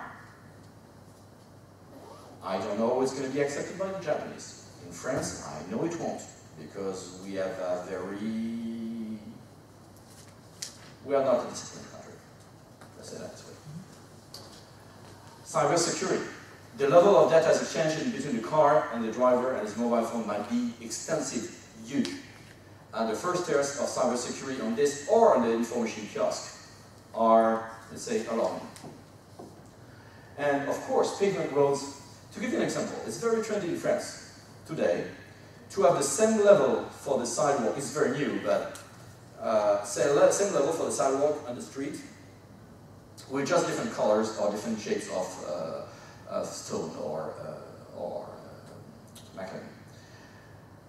It's good for the disabled persons, but it's also proven to make the driver slow down. It's been done in Vincennes and many cities these days. It's very trendy. How do you tell to an American or a Chinese car or even a German car that in this city you have to know that this thing that is the same level, but this is red and on the side, that means don't go, it's the sidewalk. With information kiosk, yes. But the general idea with autonomous vehicles is to have different elements. I mentioned, you know, radars and cameras and information kiosk. Isn't that dangerous? How do we do that? It might look very theoretical, but in a very famous Tesla accident, part of the responsibility was the driver who had too much self-confidence in his car, but part of it was also a lack of recognizing a bridge. And we also know that today, maybe the autonomous cars have hard time understanding what is safe or not in terms of driving on ice or snow. As humans, we make the same experience. Of course, autonomous cars we all learn in our driving. Autonomous cars will learn in the driving of all the autonomous cars and through generations. So that should make, although there are, deep learning is also slow learning, but probably will make a very safe thing at the end. But for intermediate period, it's not sure. So, to be pretentious, I decided to end with a sentence, but as it's a science fiction author, it's certainly more casual. So I cannot think of that topic without thinking of that as my sentence. The saddest aspect of life right now is that science gathers knowledge faster than society gathers wisdom.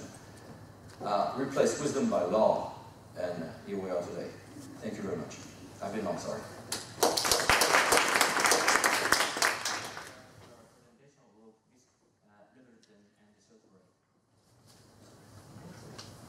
Thank you very much for the introduction. I'm Caroline Lewaton. I'm a PhD student at Hosei University. Thank you everyone for being here, and thank you for having me trying to present some thoughts on French-Japanese autonomous driving testing, and mostly trying to give some highlights to the criminal responsibility and what can be done with AI, and especially by using the French mock trial that happened late October. So first, a little bit of context. We had before general presentation of what is autonomous driving and how it's implemented, the technical aspect by Mr. Shimizu, and then we had what's happening and what are we doing in what the Japanese are doing regarding the testing and regarding a specific case, how it be treated. And we then have a wonderful presentation from Mr. Landot, very thorough, and I'm not sure how to follow that. But anyway, when you have two presentations of two different countries, you have to have a little bit of background of what is different between the two countries, and in the way of thinking, in the cultural approach. So when we are looking at autonomous driving, if we are looking as a social point, from a social point of view, the common goals are basically the same. We want to reduce casualty and we want to improve mobility. There are also, obviously, the environmental assets and aspects and so on, but mainly it has been summarized by Mr. Landot perfectly, so I will skip it.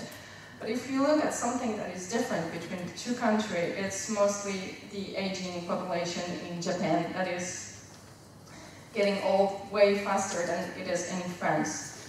And this means that Japan needs to have access to mobility sooner and at a larger scale, especially in the countryside.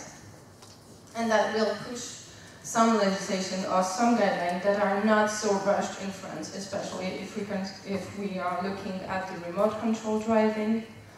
Japanese are actually considering having a remote driving for the elderly to just back them up when they lose awareness, whereas in France it is not really discussed. So we already had a presentation of the international difference. The Geneva Convention is applicable in both countries, whereas the Vienna Convention is only applicable in France, but it doesn't make a big difference, although the the Geneva Convention has not been amended yet. So it leaves more room for Japan to interpret it in order to suit its needs regarding testing and regarding the implementation of autonomous driving. If you look at the national level, we have a civil law quite a different approach. As Mr. Landot presented, in France, we really tried to put on a system to help the victim and to help them have a quick and a full reparation of the damages they had. When in Japan, and we saw that through Imai's to the presentation of Professor Imai, we still have to prove the fault, and we still have a tort system, a special one, but still a very mistake tort law system. In administrative law, it's rather a similar approach. We have mostly, I don't think we do the distinction between a dangerous activity or not, but we still have to prove that there was an act or there was an inattention from the administration that led to the damage. So it's rather similar. It doesn't change that much. In criminal law, we have not huge, but slight, rather important, in my opinion, differences. So first, if you want to summarize, if I want to summarize it, Japanese criminal penalties are very much higher than the French one.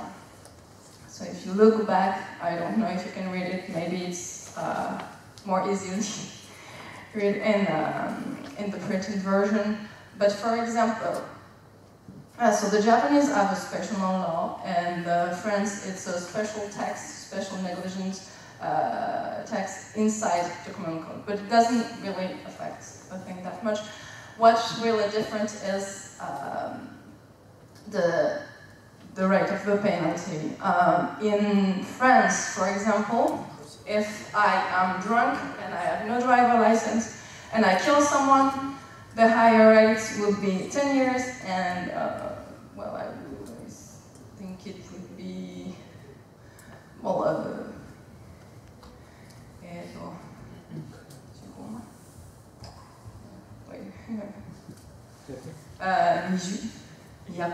200万円 well, very pretty high, but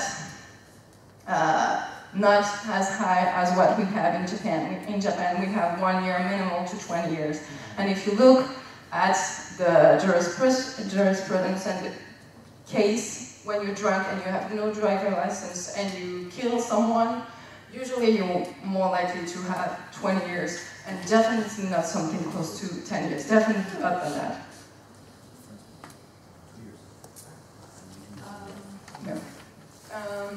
The second difference is the construction, the legal element of the infraction. In Japan, it's on the second dot, the impact of the driving evaluation, you have to see if it's dangerous or not, and it's something that leaves room to interpretation. And in France, we have aggravated circumstances, and you just add them up, like a checklist. So, for example, if I'm drunk, that's 1. If I don't have a driver license, that's 2. If I run 50 kilometers per hour over the limits, that's 3. We just add them up, and it doesn't really change. It's not something that is left to interpretation. You are either drunk or you are not. You are either driving without a license or you are not. You are not just capable, but without a license, there is no room to interpretation in the French law. And those differences that we have in criminal law and in civil law, if you add them up, you can see that we don't have a real consideration. Well, we do have a real consideration for the victim, but the reparation is less important in Japan than to find who is criminally responsible and to make him pay. And in France, we have less media coverage of big accidents. We have less rage, I would say, against the person that are driving in an unsafe way and causing accident. And that will lead to less important criminal penalties. And it's in this context that we are talking about autonomous driving. So if you are talking both countries, if you want to compare both country and the text regarding it, the legal documents regarding autonomous driving, both countries have recognized the SAL level on general, but are not using exactly level 1, level 3 in their documents, just more of an explanation and background point of view. We have a very interesting distinction in France that is not in the legal document, but more in the legal background. It's the collaboration, subordinate vehicle, and normal, general autonomous vehicle. So first, the autonomous vehicle, it's the self-reliable vehicle. It just has captors, it knows where it's going, and it is basically like the system is replacing the human with its limits. Then we have the collaboration vehicle, which is more connected car. So it will have some conversation with its environment, knowing which car is approaching and knowing it by conversing with the other cars and with the infrastructure in general. And then we have the subordinate vehicle, and that is important because it is what is going to be used in the mock trial in Paris. The subordinate vehicle is the car is basically becoming the toy of the infrastructure. We don't have an individual artificial intelligence in each car. You have one intelligent artificial upstairs that makes the decision by knowing everything about the road, that knowing everything about each car, by knowing, maybe even knowing every pedestrian by the use of their smartphone and data, and so it can control every variable of the environment, allowing the car to go faster but safer.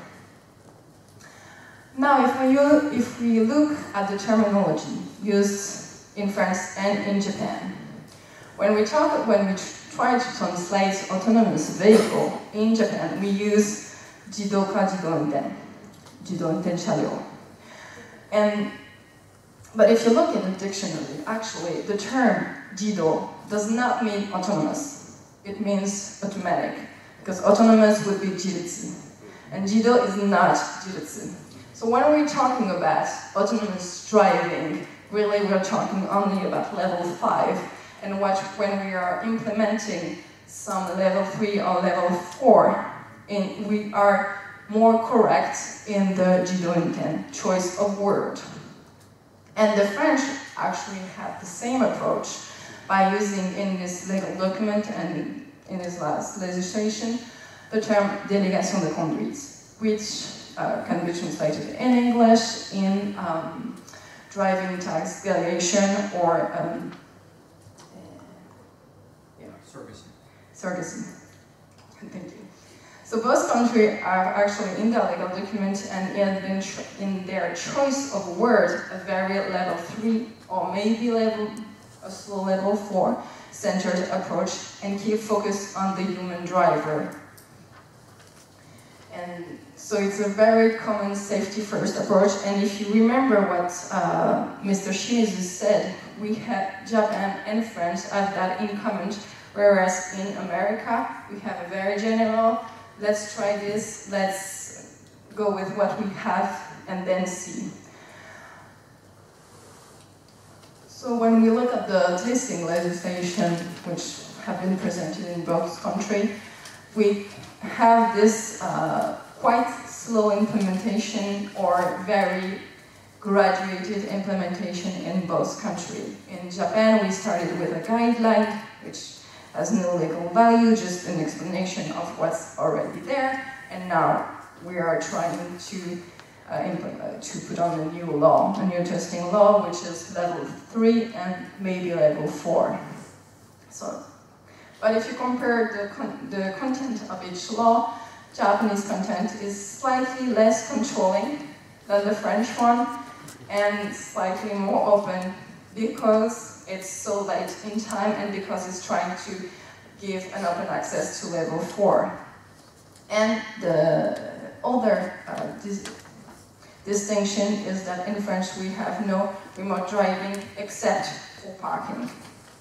The parking aspect has been already developed.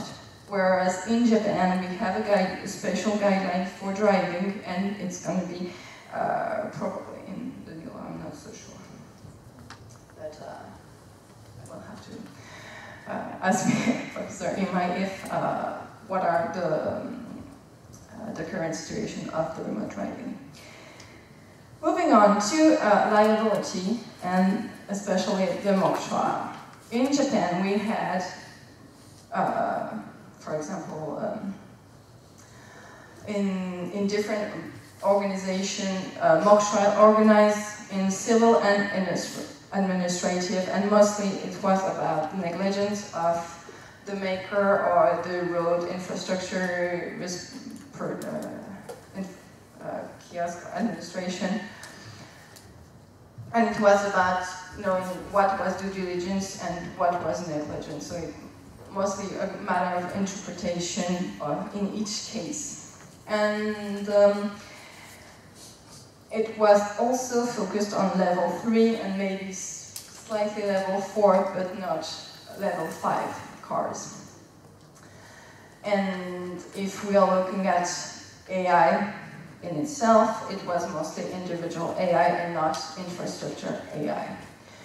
And in this context, the criminal mock trial organized in Paris in October of last year, we have, if I go back, first an infrastructure AI and a level 5 AI.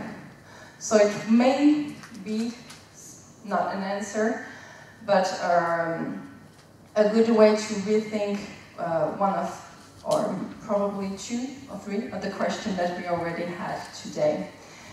So first, the context of this new case, because it's happening in 2041 year, not in 2000 year age, so in around 20 years from now. And AI is actually a legal person. Why? Because first, we don't want to concern ourselves with the passenger personal data. If it's AI, we can skip some of its problem. And 2, we don't want to think about the liability of the maker, the algorithm programmer, and everyone that is behind the making of the car and the implementation of the car. So AI has a legal personality, and apparently, so do Japan.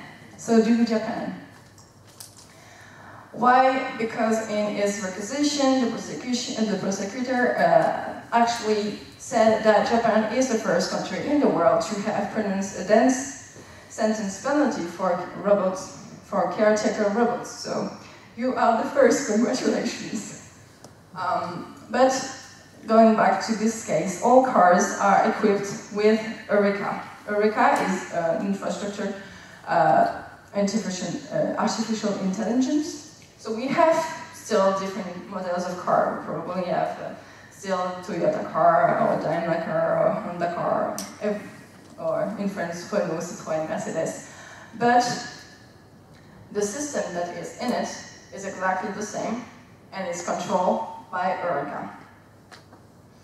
And since the Vienna Convention Amendment, every vehicle is still, there's a little bit of typo here, there's no E yet still equipped with a start button. So you're in a car that is controlled by something that is not in the car but upstairs, but you still have a button. Problem is, what does it do? No one knows. So in that situation, one of the passengers was actually working in his car, and then he started to watch around and see cars coming right at him. Very frightening, like the white car in my sensei presentation, but very, very fast, and he doesn't think that the car can actually avoid it. So what does it do? What does it do? You push the button. You say, I'm scared, I'm pushing the button. And then, well, we have an infrastructure AI, so everything is controlled. Everything thinks that the car will move at a certain speed in a certain direction. But with the button, with the stop button push, there is a slight change. There is a glitch in the system. There is a glitch in the pattern, and the occurrence occurs. And we have 50 deaths, hundreds of injured, and actually 100 people were easily injured and were in the civil party. So there was a lot of problem in this case. Obviously a lot of variable, but what is most important for us today to see is first the role of the stop button and its real impact on the car. We need to understand what we can do, what is the switch off, what is the takeover, what is the override, and every party has actually its own opinion on this matter. First, the button is stop the AI entirely. It's like a level 3, but for a level 5. So we stop the AI entirely and gives back control to the passenger who does not know how to drive, has no license because it doesn't exist anymore. But he pushes the button, and then he's liable. Or you have the other alternative. It stops the current AI, it stops Eureka, but some other less leveled AI will just park the car in a safe way, because if you just stop it, if we just stop the car, it's not safe. So the less intelligent AI will just have this only goal to park safely. It doesn't know how to drive everything, but it knows how to park. And the third possibility is the red button in the car is actually like the emergencies button we have on train. I'm feeling sick, something happened, please come, please do something. It's just an information to the system to do something, that something happened. So it informs the AI of problem, but has absolutely no impact on the driving or on the AI itself. It's just a new information. And the second element was what is the element, the intentional element in a criminal case, and is AI able to have it? And this is linked to every discussion that are happening in France, in Japan, and in Europe in general. So, regarding should we consider giving AI a legal personality, and should we consider him liable, at least on a criminal level? So we have two interpretations of the meaning of AI in this case. First, it's a very sophisticated computing machine in a world way too complex to be completely modelized. So there is no wrong and right. There is just, well, not very good input. But the algorithm is still something, it's just a tool. Of course, it's a very complicated tool. It's 100,000 of 100, I can't even say how many lines of code there is, and no humans is able to understand it anymore. But it is still a tool. And it's still something that is just modelized to have the safest way of driving based on the information that it has. And the second possibility is that AI has developed the capacity of choice and judgment. And that is one of the fundaments to giving AI a legal personality and recognize its liability in some case. It can make a choice, it has some liberty, and therefore it can be negligent or it can do wrong. But the problem is, if he has choice, if he knows what he wants to do, or what it should do, then that means it also has feelings. And is it okay for us to create a being that has feelings, that are choice and liberty, and to put it in a box that we just put in the garage when you don't want it anymore? Is it okay for us to share something like that? And that, if you are putting this argument into the robot and AI legal person discussion, is more about not if we should give AI a legal personality, but more, should we create that kind of AI, or should we just also focus our efforts on just limiting our research to the first part, which would imply that we don't recognize the legal person, at least not on a criminal liability case.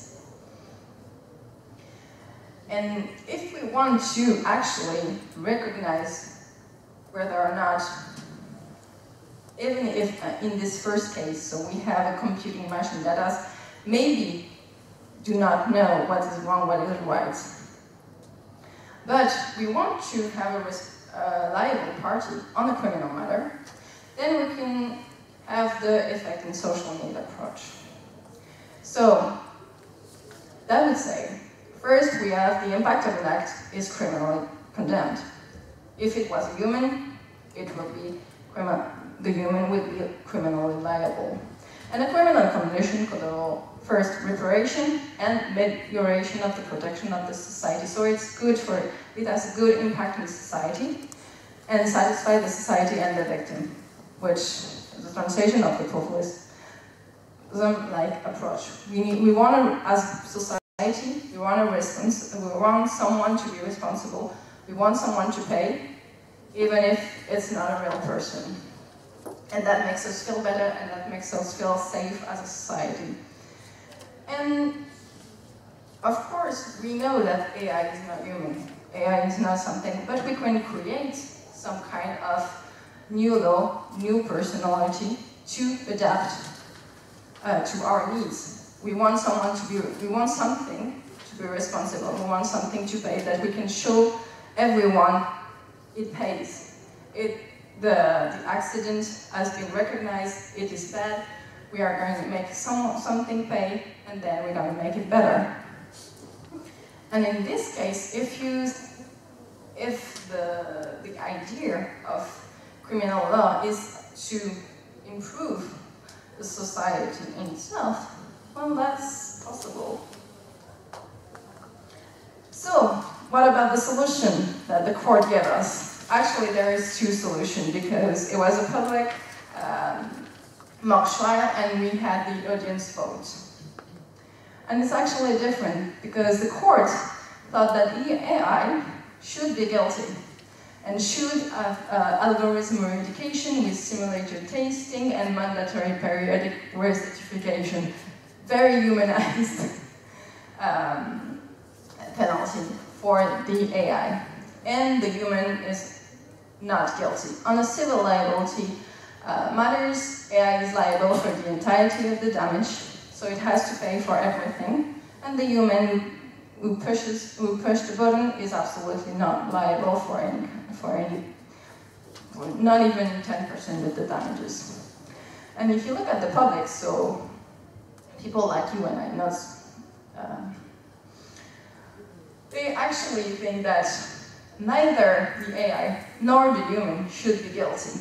But in a civil liability case, AI should pay. So AI is not guilty on the criminal matters, but it should pay. And the human mostly is not guilty and shouldn't pay.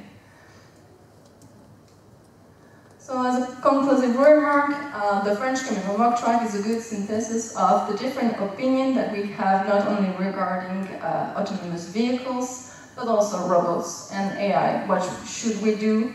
What should we not do? And what is difficult to adjust?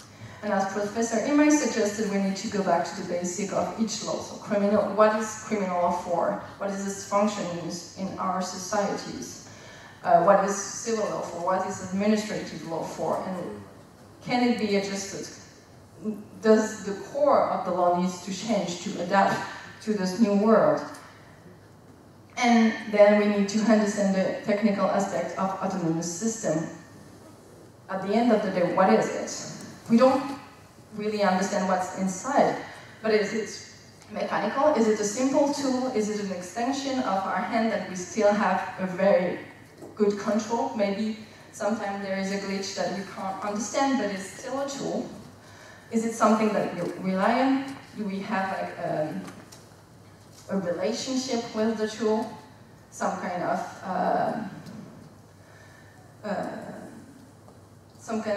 like betrayal if the tool doesn't work, or is it something more, and how to understand it, and how to translate those thoughts into legislations. I hope it wasn't too long or too bad worded. I'm very sorry, my English is not that good. Thank you for your attention and very nice evening.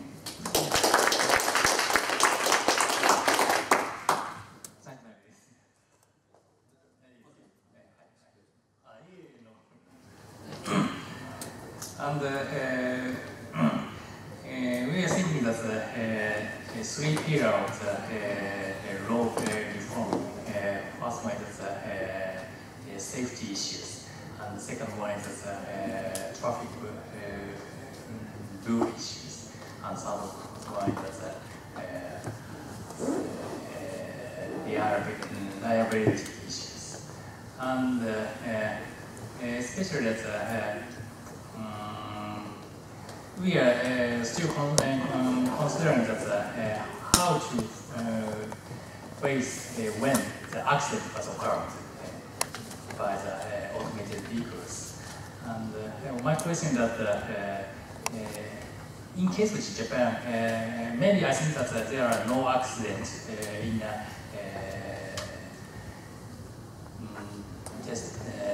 road testing, field operation testing of the automated vehicle. But I'm not sure that in France, are there any accidents or some accident which some it's a bit difficult to judge the who is who has to take a responsibility or who have to care or something. Do you have any concrete? That's right.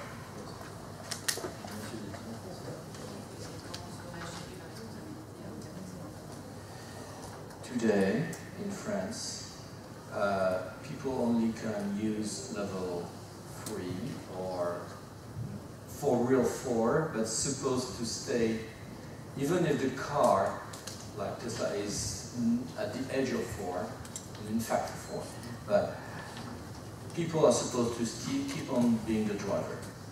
So, in the US, Google reported 12 accidents over 1.6 million kilometers only, and I think it's 95% of them had human factors, but maybe Google was emphasizing on the part of the human factors, although it's not maybe. In France, we had very small accidents only, but it's because we are backwards in comparison with America in letting the self-driving vehicles drive on their own, because you need to have a driver.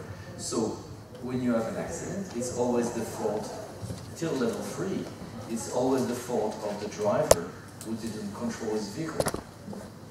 And so far, we have not had cases that could make the driver say that's the fault of the car.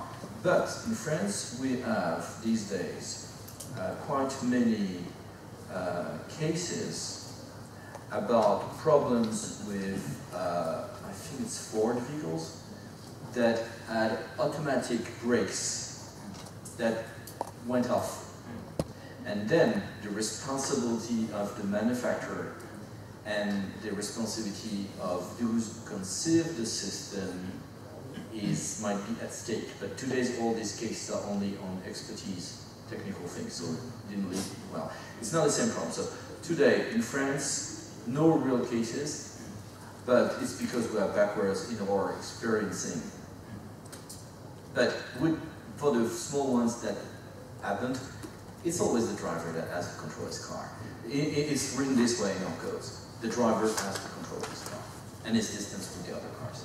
So even if the car is self-driving, the driver, human driver, is supposed to control that. So that's why we have only mock trials of very different types, as you saw.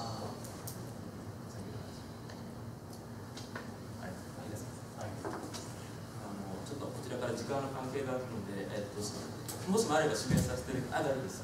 保坂さん、大塚さん、何か一般的な話で結構なんですけど、終わりでしたら。マイクを忘れて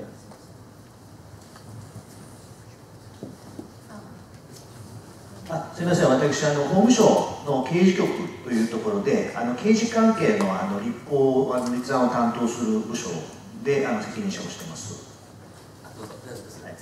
で、すみません、感想みたいな話なんですが、私が先ほどのプレゼンで面白かったのが、最後のところにあったクリミナルモックトライアルというのがあって、確かにこういう事例で、実際に有罪になるのか無罪になるのかっていうところを、事例を考えながらちょっと刑事責任がどうなるのかっていうことを、イメージしていくっていうことは非常に大事だなと思いました。それで、この事例で、その AI の方がバーディクトになっている人がそこそこいるわけですけど、これはちょっと具体的にどうしとけばよかったのかっていうのがあんまりちょっとイメージがつかなくて、結局ドライバーの方がストップボタンを押して事故になっちゃったっていうことなんですが、その AI としてはじゃあ一体何をしとけばよかったのかっていうところについて、もし何か補足があれば教えていただきたいなと思いました。すごくいいご質問です。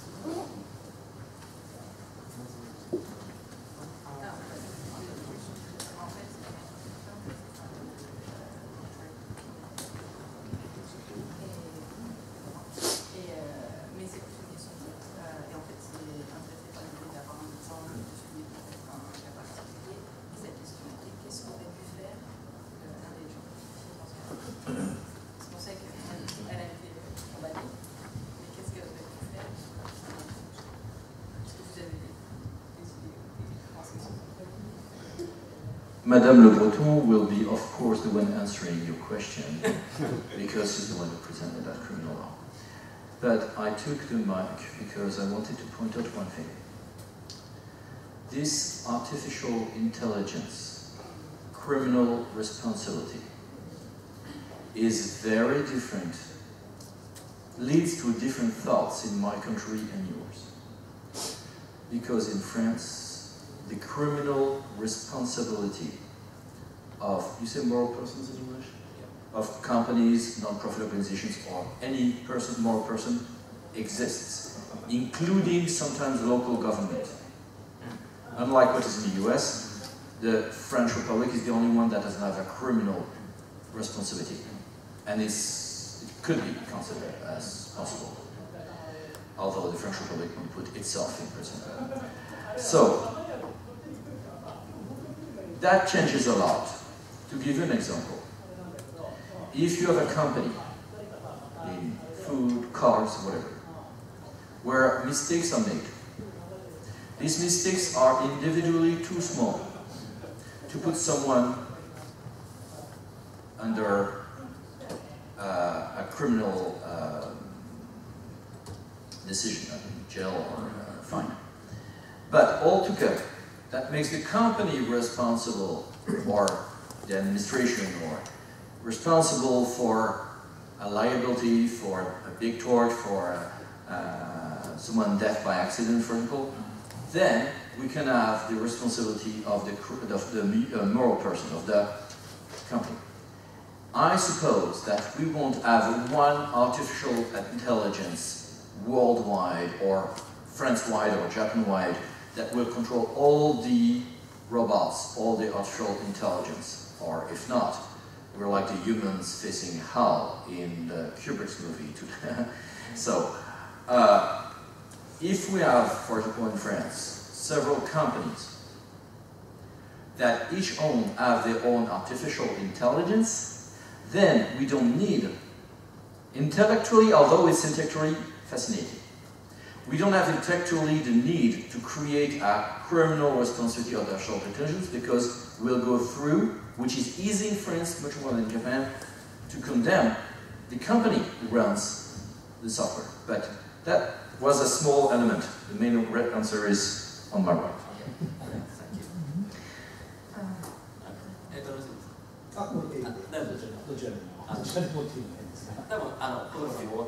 Feel free to say that in Japanese. I will try in English first. What should the AI, the intelligence should have done? In this case, probably just slow down, like the general, every car in the area. Or maybe, I don't know, have some monitor inside the car and seeing that the passenger, Mr. Regime in this case, is feeling sick or is looking frightened, and before he pushes the button and knowing that something was wrong, and like analyzing it and putting it into the input, and they're slowing the traffic before the red button is pushed. And that would give it more time to actually adapt everything that is happening. There is a lot of,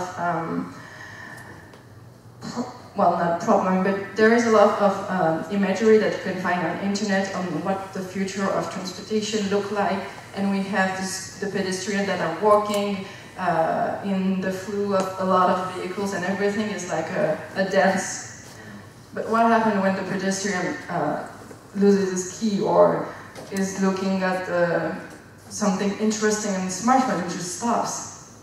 The flow just breaks because someone did something that wasn't expected. Humans are creating chaos everywhere. We are not completely 100% predictable person.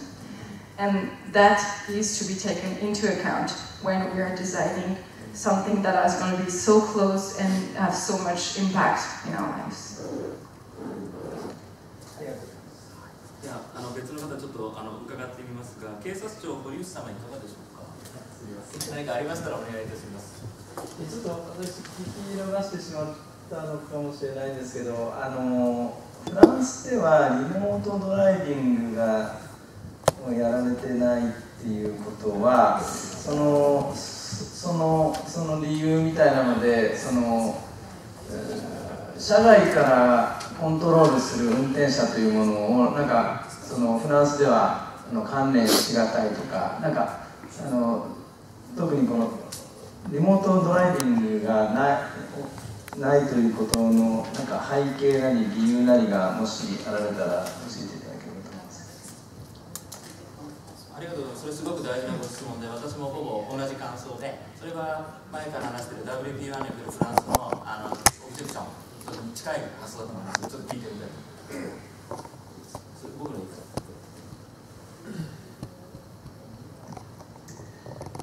France is not as a mobile society intellectually as America.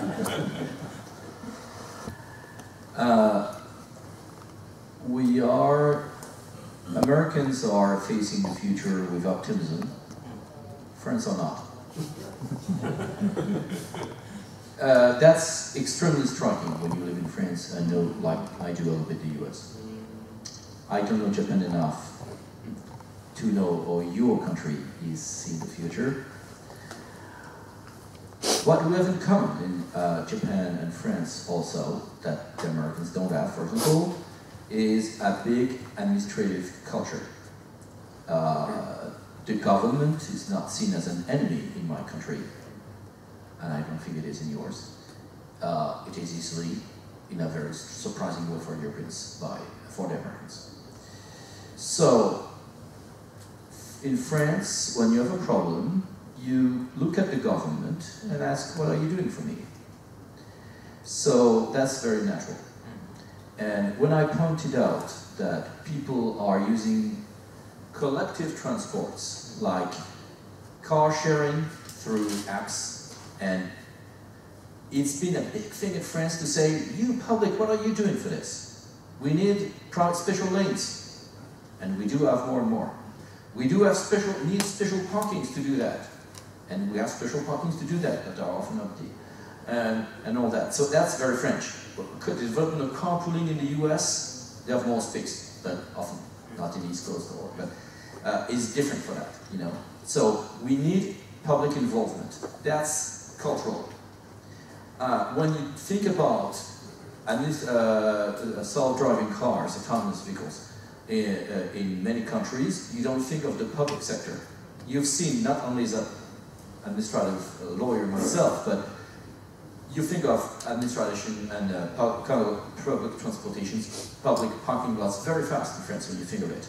So it's slower. It's slower.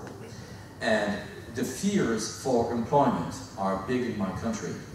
My personal position is that it's a legitimate fear, but as it will happen, we have to anticipate it instead of living hidden from it. Like, you know, in France, for centuries, monks were copying all the books. Suddenly the printer's been invented, the European version of it. You didn't invent yours. In the beginning of Renaissance in France, and suddenly thousands of people whose work was to write books, copy books, just disappear. So the best is to adapt to the new evolution. France is not extremely good for this. But today, since 2018, this new program I mentioned, plus the announcements of our president, we really want to go forward. And one element that is raised since a few months that was not raised in France is that we still are an industrial country for cars. Not as big as Japan, and we have a few things in common that I will not treat tonight, of course, in a very special context. But we both are industrial countries, and we have to adapt our cars, and we cannot let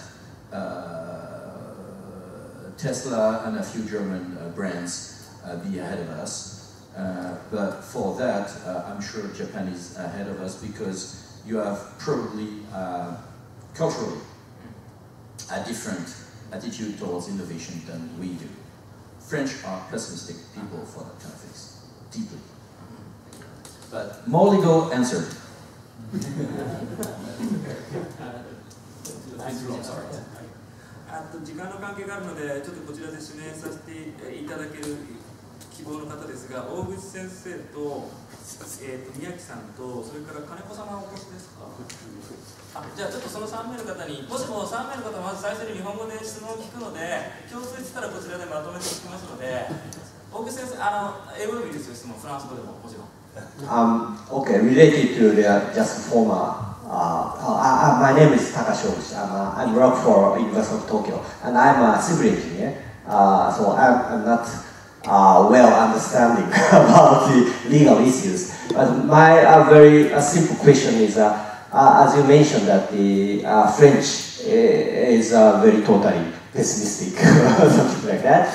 On the other hand, I'm very interested in the French Navia or EasyMile, or a very early stage. They already provided such a kind of productions, and in the world widely, they are providing those technical, brand new things. Why is such a very advanced technology introduction was starting from French?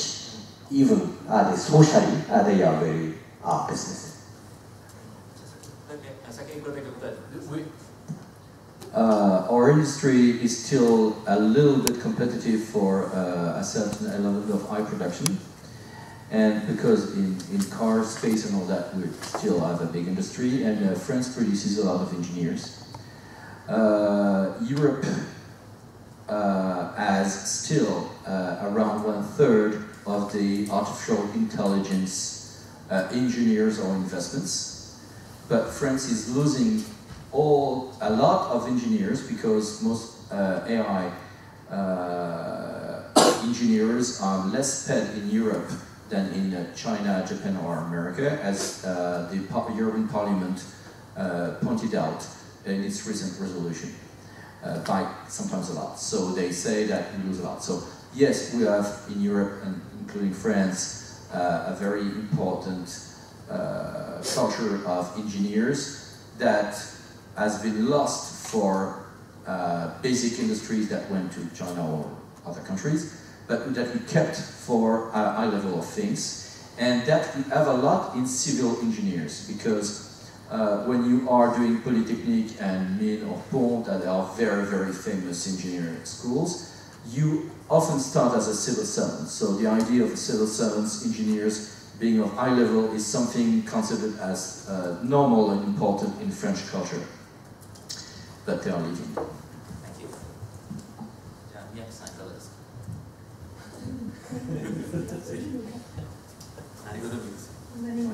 じゃあ日本語でフランスのソーシャルアクセプタンスについてなんですけれども、まずフランスの人たちが自動運転というものをちゃんと受け入れているのかどうかということと、何かそういうトライアルとかチャレンジみたいなものがソーシャルアクセプタンスを高めるためのものがあるのかどうかというのをちょっと伺ってみたいです。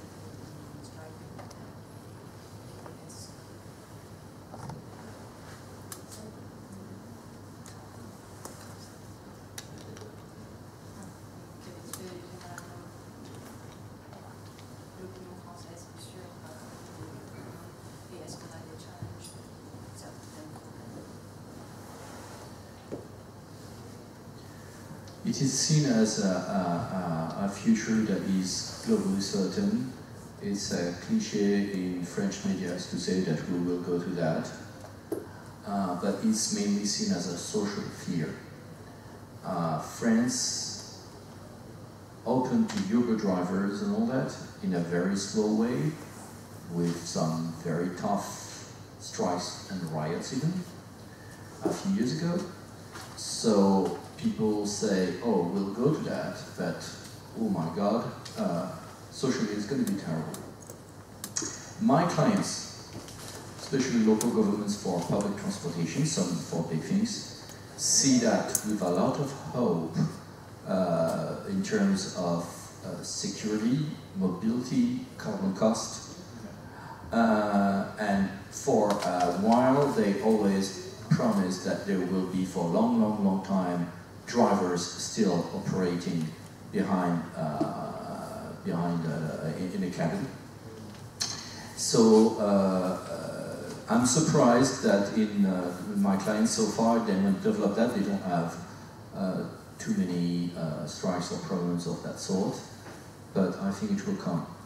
But my clients, when they are big cities, what they see is the adaptation of the urban furniture and the different mobility tools with fear, because they think that it's going to mean that they will have to adapt the pavement sidewalks, and probably every 3, 4, 5 years in a very fast path to follow the evolution, and that is going to cost a lot. So the main public says, oh, it's going to be a great future, but it's going to be socially very hard.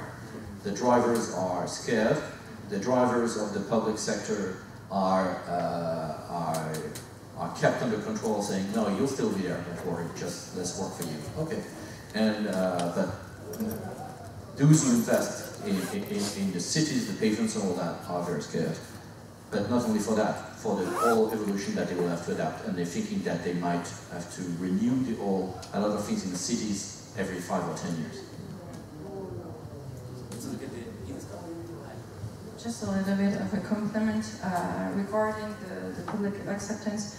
We have the French government try to ask the public of his opinion on what should we do, and we had 5 public forums in France organized for that, and I think the results are already on the internet. But there is also some studies realized by the Association Prévention Routière Association, which shows that first, when we look at the internet search, French people don't really search for it, or everything that goes out of the internet is coming from the Silicon Valley. We are basically copying the American, and not, so we don't have a French interest, a specific interest in it, whereas they had the same study in China or in Japan, and we have, and in there you have like real article about what is happening. In French, we don't have that. So there is kind of a, okay, it will happen probably and socially, and there is some fears, but it's not something that we consider is gonna happen now and that concerns us. And if you ask, and they ask the public, what is autonomous driving and what do they think of it, they say, oh, it's gonna be for my grandfather or someone, for someone that is not me. So maybe if it's implemented in a few years, it's going to be for the elderly or for other people, but not me. I'm not concerned. So there is this studies that shows that French have theoretical and thoughts on the subject, but concretely they don't really think of it that much. They talked a lot about, first of all, the car accidents in Tesla that proved that some people can be in a car not driving and the car drives for hours. But the media's talked a lot in France 2 weeks ago about one of the researchers of Siri, the Apple Siri, that is definitely not working in French well. I don't know the Japanese, it's terrible. And the guy, thanks to his big knowledge of technology as he proved in his own creation, said, oh, it will never come. First, I think is wrong. Two, if he means level 3 or 4, we already are there technically. 5, maybe it won't come. I think it will come. And I'm quite sure it will come, but he said it won't come, and that has been a huge thing in France. Everybody talked about that, forgetting that even problems 2 weeks before proved that we were there already. So that proves that French pessimism is always like to be fed. 金子さんはいかがですか。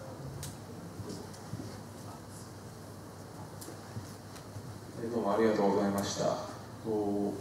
自動運転車が、サイバー攻撃だったりハッキングを受けた場合の、民事責任関係についてお伺いできればなと。わかりました。それで多分答えてくれると思います。ありがとうございます。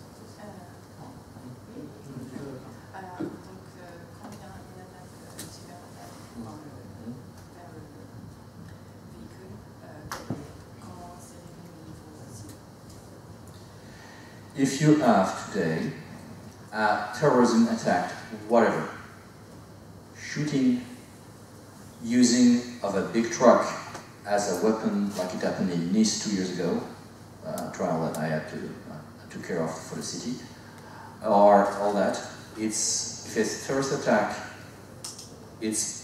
all the civil liabilities are paid by the government. It's a completely socialized system. In France, for terrorism, you don't have to prove fault, whatever. You are a victim of terrorism, you pay back by the government. And it's the same, for example, for medical things. If you have a medical mistake made by a doctor, it's going to be the responsibility of the hospital. And it's going to be a slight mistake or a big mistake needed depending on the moment. But if you are the victim of a medical risk that was not predictable, or by nosocomial, you say nosocomial? The disease you can catch at the hospital, even if it's cleaned well, it's paid by the government. It's a socialized thing. We are very developed in socializing things like that. If you have an accident in vaccine, no doubt of proving out, it's socialized, many things like that. So terrorism is part of that.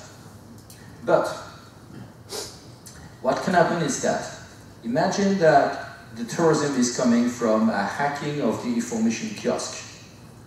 The information kiosk, like in the mock trial of Lyon, is run by the local government. Then, if it's a terrorist attack, or supposed to be a terrorist attack, you don't even have to prove it. It's going to be paid by the government, but the French Republic, or the special fund that is run by the French Republic that pays that, will be able to ask a part of the payback to the local government, but then probably having to prove that it made a fraud. That is already what would be the law today. ありがとうございます。多分お分かりだと思いますけど、彼がずっと言ってるように、そのフランスの行政法とか、あるいはその公共団体に対する責任の取り方というのは日本とだいぶ違うので、そこが多分そのプライベートなインシュランスが出てくる前にパブリックなそのバックアップもかなり効いているところが大きいと思いますし、それは今日も言われていた社会的な重要性ということを考える際に、どこまでその国交省で言ってるとその政府保障事業ということになりますけれども、税金の使い方という問題で根本は共通していると思います。最後に大塚さん何か一言ございますか？いいですか？ Okay, so I'm afraid to say that the symposium is drawing to an end. I believe that it is successful and of value to further our common understanding. So I hope we will be able to have the similar occasion in the near future with, of course, French colleagues. So again, I appreciate it to all of you. Thank you very much and have a good night.